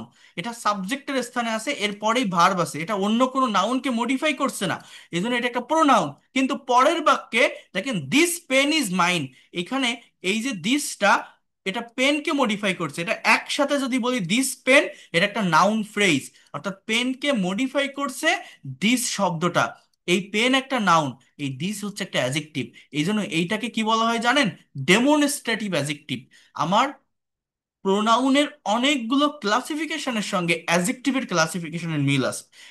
Interrogative pronoun, interrogative adjective; demonstrative pronoun, demonstrative adjective; positive pronoun, positive adjective. এবং এক্সাম্পল গুলোও সেম। সেন্টেন্স থেকে দেখে আইডেন্টিফাই করতে হয় কোনটা প্রোনাউন, কোনটা অ্যাজেক্টিভ। যদি সেটা অন্য একটা নাউনকে মডিফাই করে তাহলে সেটা অ্যাজেক্টিভ, যদি সেটা সাবজেক্টের স্থানে থাকে তারপরেই ভার্ব থাকে তাহলে সেটা প্রোনাউন। বা অবজেক্টের স্থানে থাকলেও সেখানে ফুল স্টপ থাকবে, অন্য কাউকে মডিফাই করবে না, তাহলে সেটা প্রোনাউন। এগুলো অনেক ফাংশন আছে, একটু বুঝতে হয়। এটা বুঝতে পারলে ল্যাঙ্গুয়েজটা, বিশ্বাস করবেন কিনা জানি না, অনেক ইজি হয়ে যায়। এই যেভাবে আমি দেখাচ্ছি না, এ তো আপনারা ফ্রি ক্লাস করছেন, এর জন্য কি টাকা নিচ্ছি? নিচ্ছি না। কিন্তু আপনি একটা হাজার হাজার টাকা খরচ করে একটা বিসিএস এর ক্লাসে যান, যে কোনো একটা কম্পিটিটিভ এক্সামের ক্লাসে যান, বা একটা ইংলিশ গ্রামারের ক্লাস করে আসুন অফলাইনে, এতটা ডিটেলসে কেউ দেখাবে না। আমার প্রত্যেকটা স্টুডেন্টকে আমি ইন ডিটেলসে বুঝিয়ে থাকি। এখানে হয়তো একটু দ্রুত কথা বলে যাচ্ছে, আমাকে অনেক কিছু শেখাতে হবে। কিন্তু যারা পেইড কোর্স করে, পেইড কোর্সে থাকে, একদম মানে ফ্রিলি, কি বলবো এটা আপনাকে, একটা ওয়েল এনভায়রনমেন্টে খুব সুন্দরভাবে এই বিষয়গুলো আমি তাদেরকে ডিসক্রাইব করে দিই, বুঝিয়ে দিই, কারণ এটা জানতেই হবে। এটা মিনিমাম এই কনসেপ্টটুকু রাখা লাগবে ভাষাটা শেখার জন্য। দেখেন, হি ইজ এ স্কুল বয়, সে একজন স্কুলে পড়ুয়া বালক। এই 7 নম্বর বাক্যে স্কুল শব্দটা একটা কি, অ্যাজেক্টিভ। কারণ কি, বয়কে মডিফাই করছে। 6 নম্বর বাক্যে স্কুলটা কি ছিল বলেন তো? নাউন। তো 6 নম্বর বাক্যে যে ওয়ার্ডটা নাউন ছিল, একই ওয়ার্ড 7 নম্বর বাক্যে হয়ে গেছে অ্যাজেক্টিভ। এভাবে এই পার্টস অফ স্পিচ চেঞ্জ হয়। দেখেন, আই টক টু হিম, আমি তার সাথে কথা বলি। এই টক শব্দটা ভার্ব, সাবজেক্টের পরে আছে। কিন্তু 9 নম্বর বাক্যটা দেখেন, I have a talk with him, এর বাংলা অর্থ হচ্ছে আমার তার সাথে একটা কথা আছে। জাস্ট একটা কথা, এটা কোনো অ্যাকশন দিচ্ছে না, কাজ করছে না, জাস্ট স্থির একটা অবস্থা। এখানে সাবজেক্টের পরে যে ওয়ার্ডটা আছে হ্যাভ, এটা মেইন ভার্ব। এবং ওই টকটা কি জানেন? ওটা একটা নাউন, জাস্ট একটা noun. I watched a show last night, আমি গত রাতে একটা শো দেখেছিলাম। ওয়াচড শব্দটা একটা ভার্ব, শো শব্দটা কি, একটা নাউন, যে কোনো একটা show, TV show or any kinds of show. আর লাস্ট নাইট শব্দটা একটা অ্যাডভার্ব, অ্যাডভার্ব অফ টাইম, কখন দেখেছিলাম, গত রাতে। কিন্তু 11 নম্বর বাক্য দেখেন, show me your ID card, তোমার আইডি কার্ডটি আমাকে দেখাও। অর্থাৎ এটা একটা ইম্পারেটিভ সেন্টেন্স, এই শোটা এখানে ভার্ব। তার মানে দেখেন, 10 নম্বর বাক্যে যে শোটা নাউন ছিল, একই ওয়ার্ড, একই স্পেলিং, 11 নম্বর বাক্যে হয়ে গেছে কি, verb. He lives in Chittagong, সে চিটাগাং এ বাস করে। ইনটা কি, প্রিপোজিশন। চিটাগাংটা কি, নাউন। কিন্তু এর পরের যে ওয়ার্ডটা আছে দেখেন, যে সেন্টেন্সটা আছে, কাম ইন, মানে কি, ভিতরে আসো। এটা একটা ইম্পারেটিভ সেন্টেন্স। কোথায় আসো, ওয়্যার, ভিতরে। এই ইনটা কি, আমরা অনেকেই মনে করি at, in, on, to, preposition. না, প্রেপোজিশন তখনই হবে, এটা ডেফিনেশন অনুযায়ী, যখন সেটা অন্য একটা নাউন বা প্রোনাউনের পূর্বে বসবে, আগে বসবে। এই ইনের পরে কি কোনো নাউন আছে বা প্রোনাউন আছে? ইন কি কোনো নাউন বা প্রোনাউনের আগে বসছে? বসেনি, ওর পরেই ফুল স্টপ। তাহলে ওই ইনটা কি জানেন? ওটা একটা অ্যাডভার্ব, অ্যাডভার্ব অফ প্লেস, কোথায় আসো, ভিতরে। অর্থাৎ 13 নম্বর যে বাক্যটা, কাম শব্দটা ভার্ব, ইনের নিচে আন্ডারলাইন করে যদি কেউ বলে এটা কোন parts of speech, don't say it's pronoun, it's preposition, it will be adverb, adverb of place. I dislike crime, আমি কান্না অপছন্দ করি। ক্রাইম শব্দটা কি জানেন? জাস্ট একটা জেরান্ড, ভার্বের সঙ্গে আইএনজি যুক্ত শব্দ, দেখে মনে হচ্ছে ভার্ব, বাট এখানে ভার্ব কোনটা? ডিসলাইক, সাবজেক্টের পরে যেটা থাকে। আর ক্রাইং শব্দটা একটা noun, as a parts of speech একটা noun. I saw a crying baby, আমি একটা কান্নারত শিশু দেখেছিলাম। এর বাংলাটা কি? যখনই পার্টস অফ স্পিচ আইডেন্টিফাই করা যায়, তখনই একটা সেন্টেন্সের অ্যাকচুয়াল বাংলা বোঝা যায়। আমি একটা কান্নারত শিশু দেখেছিলাম, একটা ছেলেকে দেখেছিলাম, সে কি অবস্থায় ছিল? কাঁদতেছিল। ওই ক্রাইংটা একটা অ্যাজেক্টিভ, বেবিকে মডিফাই করে ভার্বের প্রেজেন্ট পার্টিসিপল ফর্ম। তাহলে দেখছেন 15 নম্বর বাক্যে যে ক্রাইংটা অ্যাজেক্টিভ, 14 নম্বর বাক্যে একই ওয়ার্ড একই স্পেলিং, জাস্ট পজিশন চেঞ্জ হওয়ার কারণে হয়ে গেছে নাউন। 13 নম্বর বাক্যে যে ইনটা অ্যাডভার্ব, 12 নম্বর বাক্যে সেটা প্রেপোজিশন, 11 নম্বর বাক্যে যে শোটা ভার্ব, 10 নম্বর বাক্যে সেটা নাউন। সেইভাবে এটা চেঞ্জ হয়। আপনারা যদি সত্যিকার অর্থে ল্যাঙ্গুয়েজটা শিখতে চান, ল্যাঙ্গুয়েজে প্রফেশনাল হতে চান, ইংলিশ ল্যাঙ্গুয়েজের ফাউন্ডেশন বা ভিত্তি হচ্ছে এই পার্টস অফ স্পিচ। এইটা যে ডেভেলপ করতে পারবে, একটা প্র্যাকটিক্যাল প্যাসেজ যখন আপনি পড়বেন, এটা যে আইডেন্টিফাই করতে পারবে, সে ইংলিশ এক্সপার্ট হতে পারবে। দেখিয়ে দিয়ে গেলাম, জানিয়ে দিয়ে গেলাম, আমার কথা আপনাদের মনে থাকবে। যদি সত্যিকার অর্থে ল্যাঙ্গুয়েজটা শিখতে চান, এই জায়গাগুলো নিয়ে কাজ করবেন, ডেভেলপ করার চেষ্টা করবেন, দেখবেন আপনাকে কেউ আটকাতে পারবে না। ইংলিশে আহামরি খুব বেশি কোনো কিছু নেই, জাস্ট অল্প কিছু বিষয় সম্পর্কে ভালো কনসেপ্ট রাখতে পারলে ল্যাঙ্গুয়েজটা ডেভেলপ করা যায়। আচ্ছা, এখন আমি আপনাদের মেইন জায়গাটাতে আসবো, অর্থাৎ এগুলো আমি লিখে লিখে দেখাবো। তো যদি সম্ভব হয়, is it possible, please take a pen and paper with you. আপনাদের সঙ্গে একটা খাতা কলম নিয়ে বসবেন, তাহলে আপনাদের এই ক্লাসগুলো বুঝতে অনেক সহজ হবে। কারণ এটা আমার কোনো পিডিএফ ফাইল বা প্রেজেন্টেশন ফাইল না, আমি এখন আপনাদেরকে লিখে দেখাবো। আমি গত ক্লাসে যদিও এটা নিয়ে একটু কথা বলেছিলাম, আজকে আরো ডিটেলসে বলছি। জাস্ট একটু টাইম দেন, আপনি জাস্ট 10 মিনিট আমার সাথে আর থাকবেন। যদি ক্লাস করার ইচ্ছা এখন আর নাও থাকে, 10টা মিনিট আমি চেয়ে নিব। যদি সত্যিকার অর্থে শিখতে চান, আপনি এই 10 মিনিট পর বলতে বাধ্য হবেন যে না, কিছু একটা শিখতে পারছি। একটা হেডলাইন দিবেন, how can we make long English sentence, how can we make long English sentence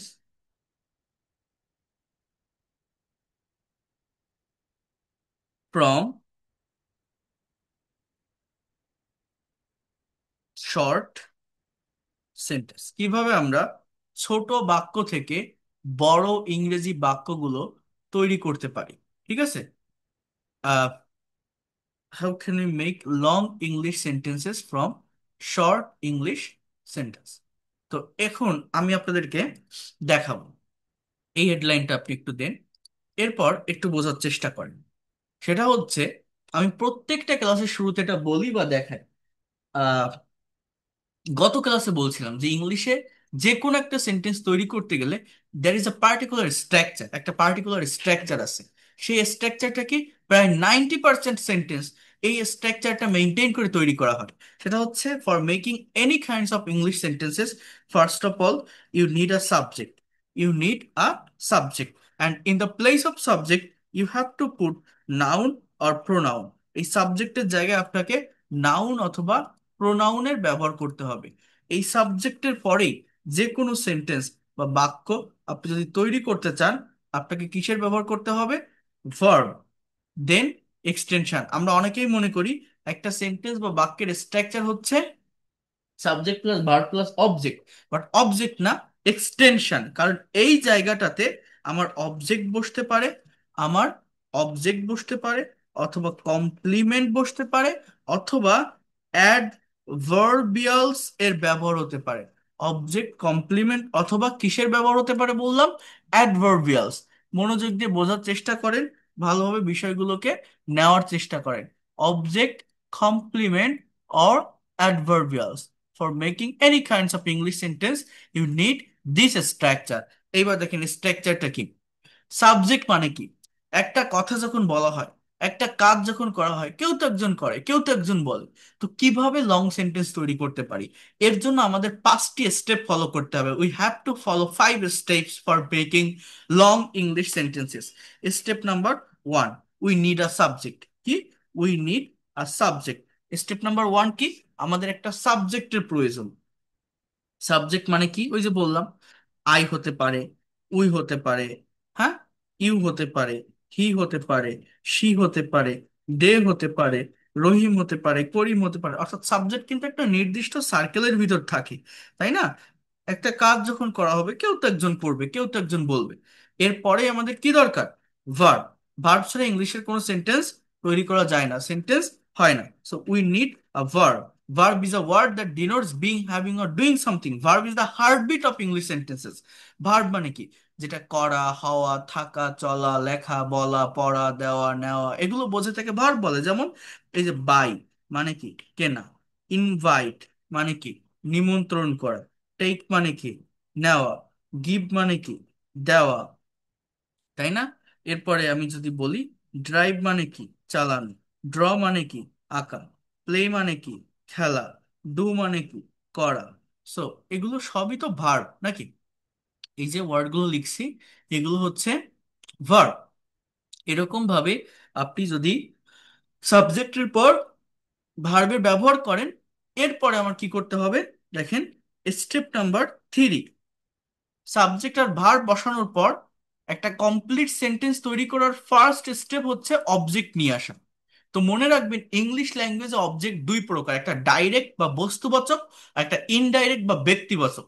কোনো বাক্যের ভার্বকে হোয়াট বা কি দ্বারা প্রশ্ন করলে ডাইরেক্ট অবজেক্ট পাওয়া যায়, হুম বা কাকে দ্বারা প্রশ্ন করলে ইনডাইরেক্ট অবজেক্ট পাওয়া যায়। সো কি করতে হবে? দেখেন, ask the question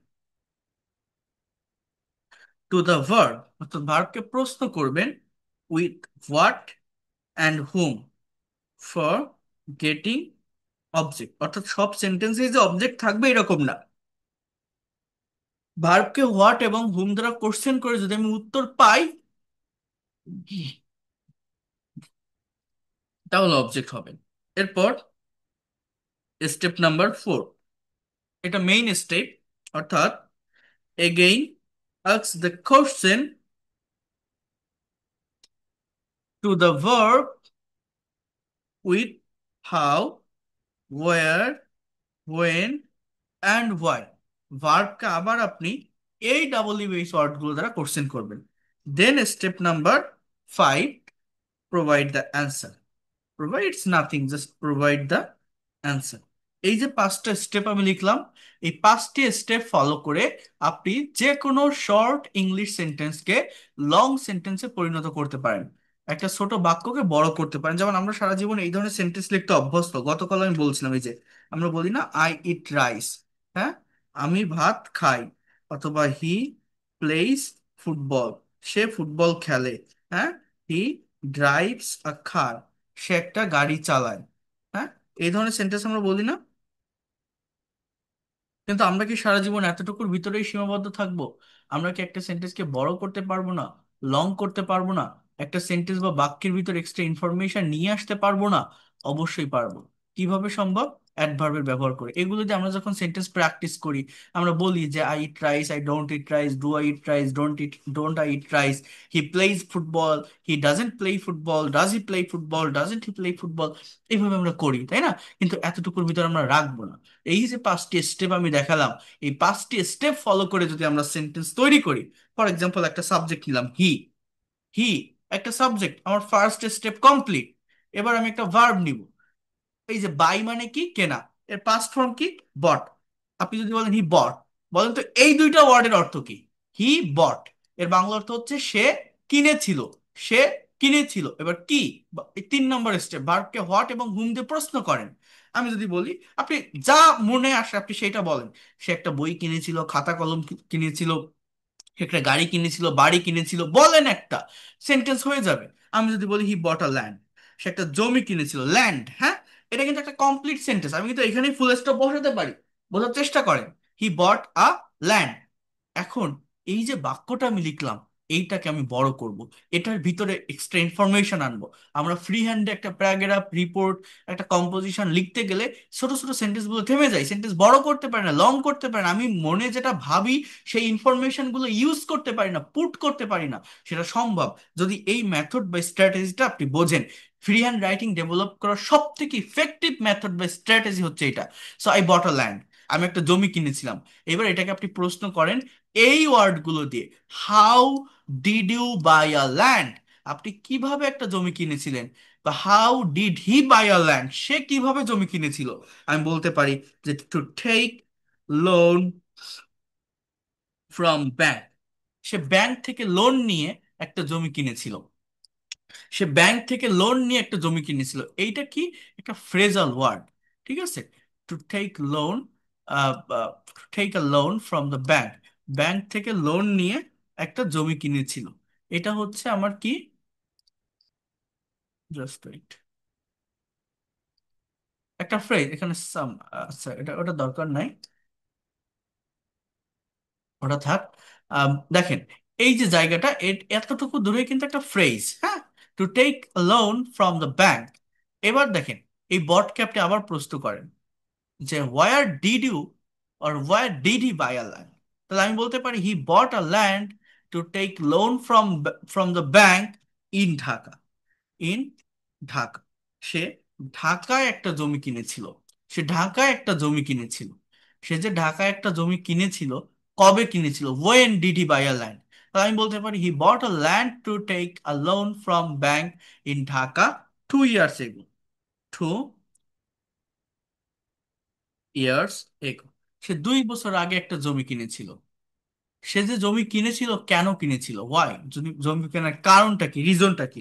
I can say to build a house, একটা বাড়ি তৈরির জন্য। বিল্ড মানে তৈরি করা, টু বিল্ড তৈরি করতে, অথবা আপনি এখানে বলতে পারেন ফর বিল্ডিং।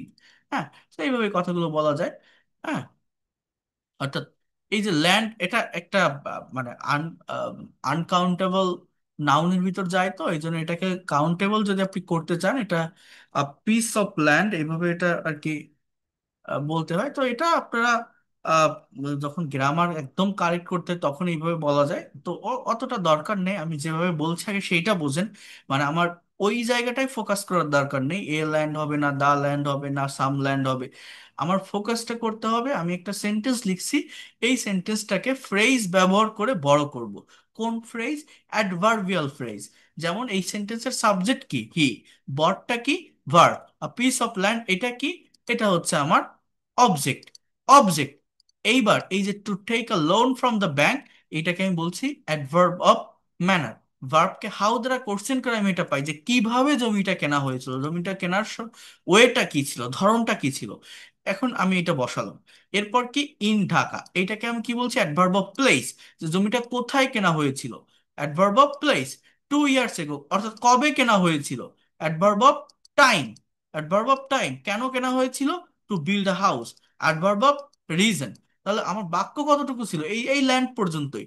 এইখান থেকে একটা বাক্যকে এই যে হাউস পর্যন্ত নিয়ে আসলাম বা বড় করলাম কিভাবে, জাস্ট অ্যাডভার্বিয়াল ফ্রেজের ব্যবহার করে, ভার্বকে কি দিয়ে, এই যে হাউ, ওয়্যার, ওয়েন, ওয়াই, এই ডাবল এই ওয়ার্ডগুলো যারা কোশ্চেন করে। অর্থাৎ আমরা যে সারা জীবন এই যে ছোট ছোট সেন্টেন্স লিখতে অভ্যস্ত, এগুলোকে বড় করা যায়। যেমন আমি ভাত খাই, আপনি কিভাবে ভাত খান? আমি যদি বলি আমি খুব স্লোলি ভাত খাই, আমি গতকাল দেখাইছিলাম না, I eat rice very slowly, আমার বাক্যটা একটু বড় হলো। এটাকে কি বলা হয়, অ্যাডভার্ব অফ ম্যানার। খাওয়ার সময় আপনার আচরণটা কেমন ছিল, আপনার ম্যানারটা, আপনার বিহেভিয়ারটা কেমন, স্লোলি। আপনি যে স্লোলি ভাত খান, আপনি কোথায় ভাত খান? আমি আমার রুমে বসে ভাত খাই, you can say at room or at my room. হ্যাঁ, আমি আমার রুমে বসে ভাত খাই। এই যে, বা জাস্ট মাই রুম বললেই হয়। I eat, I eat in my room বা অ্যাট মাই রুম, ছোট জায়গা বুঝলে অ্যাট ব্যবহার করলে হয়, just wait. I eat rice very slowly in my room, আমি আমার রুমে বসে ভাত খাই। এবার আপনি যে ভাত খান, কখন ভাত খান, when do you eat rice.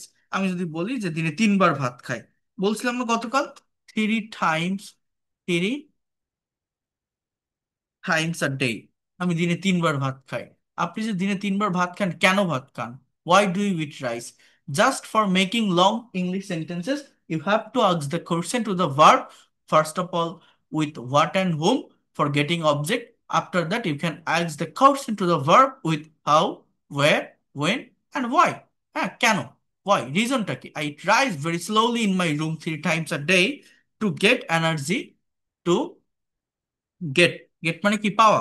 অথবা আপনি এর পরিবর্তে বলতে পারেন for getting energy, ENERGY in my body. হ্যাঁ, আমার বডিতে শক্তি পেতে বা শক্তি পাওয়ার জন্য আমি ভাত খাই। তাহলে এই যে ভেরি স্লোলি, এটাকে বলা হচ্ছে adverb of manner. In my room, এটাকে বলা হচ্ছে adverb of place. 3 times a day, এটাকে বলা হচ্ছে adverb of time. To get or for getting energy in my body, এটাকে বলা হচ্ছে অ্যাডভার্ব অফ রিজন। আমরা সারা জীবন এই রাইস পর্যন্তই করে থাকি, বাট একটা সেন্টেন্সকে বড় করা যায়, লং করা যায়। আপনার মনে যা আসবে সেইভাবে আপনি বসাতে পারবেন। ভিতর থেকে একটু প্রেপোজিশনে ব্যবহার শিখতে হবে, এটা তো আমি বলছি যে আমি শিখাই দিব 7 ফ্রি লাইফ ক্লাসে। এরপর হি প্লেস ফুটবল, সে ফুটবল খেলে। How, he plays football very quickly. হ্যাঁ, সে খুবই দ্রুততার সাথে ক্ষিপ্রতার সাথে ফুটবল খেলে, কিলিয়ান এমবাপ্পের মতো দৌড়ায়। হ্যাঁ, লিখলাম একটা কিছু, সমস্যা কি? কোথায় ফুটবল খেলে? On the field. সে মাঠে ফুটবল খেলে। সে যে মাঠে ফুটবল খেলে কখন খেলে? বিকালে খেলে, ইন দ্য আফটারনুন। সে বিকালবেলা ফুটবল খেলে। সে যে ফুটবল খেলে কেন খেলে? ব্যায়াম করার জন্য ফুটবল খেলে, বা শরীরটাকে ফিট রাখার জন্য, টু ফিট হিজ বডি, ঠিক আছে, আর টু ডু ফিজিক্যাল এক্সারসাইজ।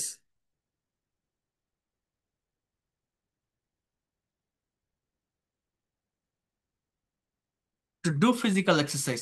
তাহলে আমার এই ভেরি কুইকলিটা কি? Adverb of manner. On the field, adverb of place. In the afternoon, adverb of time. To do physical exercise, adverb of reason. So এইভাবে adverbials এর ব্যবহার করে যে কোনো শর্ট সেন্টেন্সকে লং সেন্টেন্সে পরিণত করা যায়। He drives a car. He drives a car very carefully. সে খুবই কেয়ারফুলি গাড়ি চালায়। সে কোথায় গাড়ি চালায়? I can say on the busy road. সে ব্যস্ত রাস্তায় গাড়ি চালায়, বিজি রোড। সে কখন গাড়ি চালায়? In the evening. সে সন্ধ্যাবেলায় গাড়ি চালায়। সে যে সন্ধ্যাবেলায় বিজি রোডে গাড়ি চালায়, কেন গাড়ি চালায়? টাকা উপার্জন করতে, টু আর্ন মানি। আর্ন মানে আয় করা। অথবা আপনি এখানে টু আর্ন এর পরিবর্তে বলতে পারেন যে for earning, for earning money. সেইভাবে অ্যাডভার্বিয়াল ফ্রেজের ব্যবহার করে যে কোনো শর্ট ইংলিশ সেন্টেন্সকে লং সেন্টেন্সে পরিণত করা যায়। ভার্বকে ডাব্লিউএইচ ওয়ার্ড গুলো দ্বারা কোশ্চেন করলে একটা সেন্টেন্স বা বাক্যের ভিতর এক্সট্রা ইনফরমেশন নিয়ে আসা যায়। এটাই প্র্যাকটিক্যাল ল্যাঙ্গুয়েজ। ল্যাঙ্গুয়েজটাকে এভাবেই ডেভেলপ করতে হয়, করতে হবে।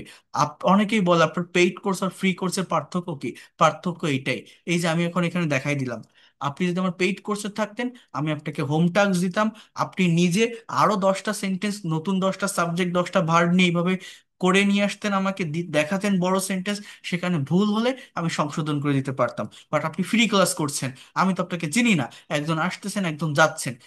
এখন এখানে তো আমি আপনাকে ওইভাবে কাজ দিতে পারবো না বা গাইডও করতে পারবো না। এটা আপনার নিতে হবে। আমার জায়গা থেকে এখানে যতটা দেওয়ার আমি দিয়ে যাচ্ছি। আপনার যদি মনে হয় এগুলো ইফেক্টিভ, এগুলো শেখার মতো, আমি শিখতে পারছি, বুঝতে পারছি, নিতে পারছি, তাহলে আপনাকে কাজ করতে হবে। আপনি 5টা নতুন সাবজেক্ট নেন, 5টা নতুন ভার্ব নেন, ভার্বকে ডাব্লিউএইচ ওয়ার্ড দ্বারা কোশ্চেন করেন, বড় করার চেষ্টা করেন, দেখেন লং সেন্টেন্স করতে পারেন কিনা। দেখেন এই যে সেন্টেন্স গুলো করছি, এগুলো কিন্তু কোনো কমপ্লেক্স বা কম্পাউন্ড সেন্টেন্স না। আমি কিন্তু এখানে অ্যান্ড, অর, বাট, ইফ, দো, অলদো, হোয়েন এগুলো যুক্ত করিনি যে আলাদা দুইটা সাবজেক্ট, আলাদা দুইটা ভার্ব, সেটা না। একটাই সেন্টেন্স, এগুলো সবই সিম্পল সেন্টেন্সের ভিতরে অনেক ইনফরমেশন নিয়ে আসছি। এটা আপনাদের করা শিখতে হবে, ঠিক আছে? দেখেন, দুটো অবজেক্টও থাকতে পারে কোনো কোনো বাক্যে, যেমন হি একটা সাবজেক্ট, গিভ মানে দেওয়া, এর past form gave. He gave, সে দিয়েছিল। হুম, হুম, মি, সে আমাকে দিয়েছিল। এটা একটা ইনডাইরেক্ট বা ব্যক্তিবাচক অবজেক্ট। হোয়াট, আর রোজ, সে আমাকে একটা গোলাপ দিয়েছিল। এটা এটা একটা কমপ্লিট সেন্টেন্স, এখানে দুটো অবজেক্টই আছে, ঠিক আছে? হি গেভ মি আ রোজ। এবার how, he gave me a rose very politely. হ্যাঁ, সে খুবই ভদ্রতার সাথে আমাকে একটা গোলাপ দিয়েছিল। সে যে ভদ্রতার সাথে দিছিল, কোথায় দিছিল? অ্যাট পার্ক, পার্কে, অ্যাডভার্ব অফ প্লেস। সে যে পার্কে তোমাকে ভদ্রতার সাথে গোলাপ দিয়েছিল, কখন দিছিল? গতকাল। তাহলে আপনি বলতে পারেন জাস্ট ইয়েস্টারডে। সে যে গতকাল পার্কে ভদ্রতার সাথে তোমাকে একটা গোলাপ দিয়েছিল, কেন দিয়েছিল? Two propose, two propose me, আমাকে প্রপোজ করার জন্য, বা ফর প্রপোজিং মি। তাহলে দেখছেন সেন্টেন্স বড় হয় কিভাবে? জাস্ট ভার্বকে ডাব্লিউএইচ ওয়ার্ড দ্বারা কোশ্চেন করতে হয়। তাহলে যে কোনো শর্ট ইংলিশ সেন্টেন্সকে লং সেন্টেন্সে পরিণত করা যায়। ইভেন যে কোনো বেঙ্গলি সেন্টেন্স, অর্থাৎ বাংলা যে কোনো বাক্যকেও ইংলিশে ট্রান্সলেট করতে গেলে এই সেম মেথড ফলো করে যদি আপনি ট্রান্সলেট করেন, তাহলে সেটা অনেক বেশি সহজ হয়, অনেক বেশি ইজি হয়। কিভাবে? দেখেন, আমি একটা বাংলা সেন্টেন্স লিখতেছি, আমি এটা যদিও আগেও দেখাইছি। এটা আমাকে শেষ করতে দিন, এরপর আমি আরেকটা বিষয় নিয়ে আপনাদের সঙ্গে কথা বলবো, একটু দেখাবো জাস্ট। আর আর খুব বেশি সময় নিব না, জাস্ট 10টা মিনিট আমি টাইম নিব। আর আমি আপনাদের গত ক্লাস যেটা নিছিলাম, যারা গত ক্লাসটা করেননি তারা করে আসবেন। ক্লাস মিস দিলে আপনি পারবেন না, কারণ আগামীকালও সেম টাইম আপনাদের থার্ড ফ্রি ক্লাস হবে। আজকের ক্লাসটা যদিও একটু গ্রামাটিক্যাল অ্যাপ্রোচে আমি নিয়েছি, নেক্সট ক্লাস কিন্তু সম্পূর্ণ স্পোকেন ইংলিশের উপর হবে, অর্থাৎ ইংলিশে কিভাবে ফ্লুয়েন্টলি স্পিকিং করবেন, কিভাবে একটা সেন্টেন্সকে নেগেটিভ ইন্ট্রোগেটিভ করা যায়, ডাব্লিউএইচ ওয়ার্ড অ্যাড করা যায়, টেন্সের যত ফাংশন আছে, মাস্টার্স একটা ক্লাস আমি নিব আগামীকালকে ক্লাসটা। প্রত্যেকে টাইমলি জয়েন করবেন, আগে থেকে বলে রাখলাম। আচ্ছা, তো দেখেন, আমরা একটা বাংলা সেন্টেন্সকেও যদি ইংলিশে করার চেষ্টা করি, আমি এটা আপনাদের আগেও দেখিয়েছি।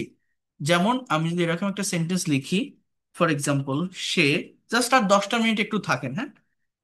আমি গত ক্লাসে ভার্বের ফর্মের একটা চার্ট দিতে চেয়েছিলাম, বাট পরপর দুটো পিডিএফ দেওয়ার কারণে আমি আর ওটা দিতে পারিনি। আমি ওটা আপনাদেরকে পাঠিয়ে দিব।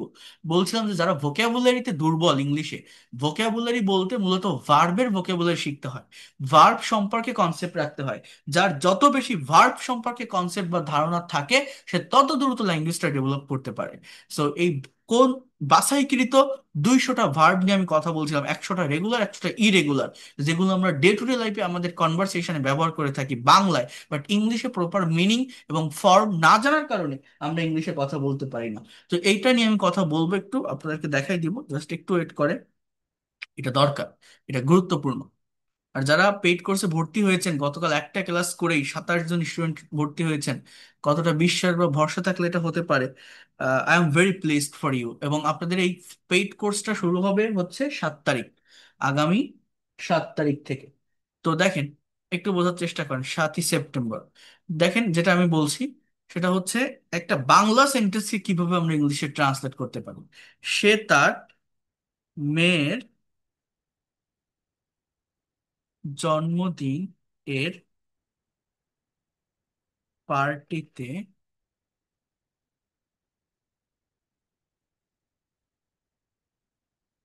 একটু ওয়েট করেন।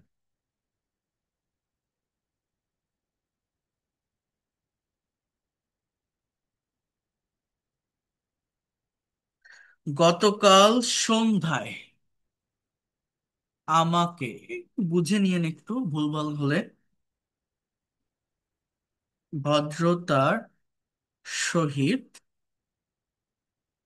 নিমন্ত্রণ করেছিল।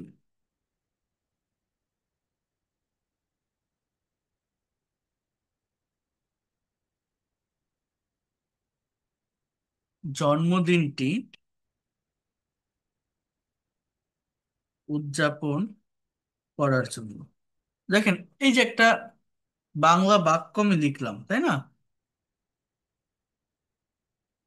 এই বাক্যগুলো দেখলে অনেকেই কনফিউশন ফেস করেন, অনেকেই ভয় পান, ভাবেন কিভাবে আমি এটা ইংলিশে ট্রান্সলেট করব, কোনটার পর কোনটা বসাবো, সাবজেক্ট কোনটা, ভার্ব কোনটা, কি করে আমি লিখব। কিন্তু এটা ওই সেম মেথড ফলো করে ট্রান্সলেট করা যায়, এবং যে কোনো বাংলা সেন্টেন্স আপনি এটা ফলো করে করে দেখবেন, পারবেন, কঠিন না। এটার উপর অনেকগুলো সেশন আছে, অনেক কিছু আছে, আমি দেখাবো আপনাদের। তো দেখেন, এখানে সাবজেক্টটা কি? সে, অর্থাৎ হি। এবার আমাকে ভার্ব বসাতে হবে। ভার্ব কোনটা? নিমন্ত্রণ করেছিল, অর্থাৎ এটা কিন্তু পাস্ট টেন্স। তাহলে হি ইনভাইট মানে নিমন্ত্রণ করা, ইনভাইটেড। এবার হুম, হুম কাকে? মি, আমাকে। এই হচ্ছে আমার সাবজেক্ট, ভার্ব আর অবজেক্ট। কি বলেন তো, কি বললাম? সাবজেক্ট, ভার্ব আর অবজেক্ট। দেখছেন? হি ইনভাইটেড মি, সে আমাকে নিমন্ত্রণ করেছিল। এবার হাউ, হাউ দিয়ে কোশ্চেন করেন, কিভাবে? কিভাবে? ভেরি পলাইটলি, ভেরি পলাইটলি, অর্থাৎ খুবই ভদ্রতার সহিত। He invited me very politely, সে খুবই ভদ্রতার সহিত আমাকে নিমন্ত্রণ করেছিল। ওয়ার, কোথায়? প্রথমে how, then where, then why, then when, then when, then why. He invited me very politely on his, on his daughters, on his daughter's birthday party. He invited me very politely on his daughter's birthday party. সে খুবই ভদ্রতার সহিত তার মেয়ের জন্মদিনের পার্টিতে আমাকে নিমন্ত্রণ করেছিল। এবার আহ কখন করেছিল? গতকাল সন্ধ্যায়। তাহলে আমরা বলতে পারি in the evening yesterday. Just এইভাবে আপনি লিখতে পারেন, ইন দ্য ইভিনিং ইয়েস্টারডে, গতকাল সন্ধ্যায়। কেন নিমন্ত্রণ করেছিল? জন্মদিনটি উদযাপন করার জন্য, তাহলে টু সেলিব্রেট। অথবা আপনি বলতে পারেন যে ফর সেলিব্রেটিং, টু সেলিব্রেট, অথবা ফর সেলিব্রেটিং, টু।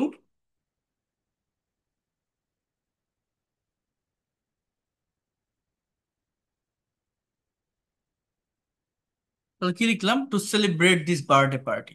অর্থাৎ he invited me very politely. এই ভেরি পলাইটলি শব্দটা কি? Adverb of manner, on his daughter's birthday party. এটা কি? Adverb of, adverb of place, in the evening yesterday.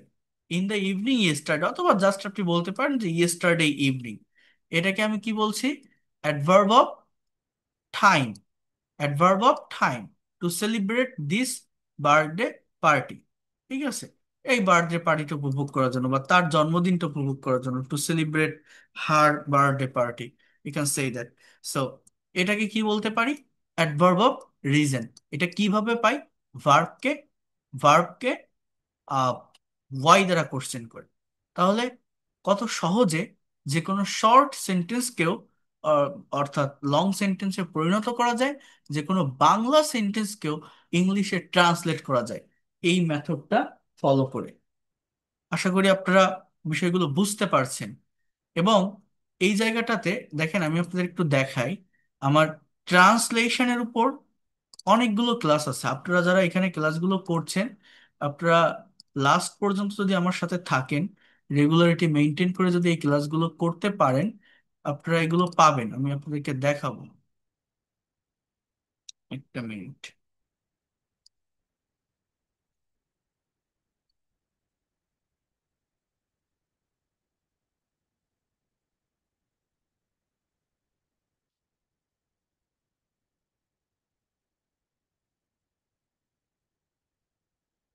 এটা না, just wait, দেখাচ্ছি।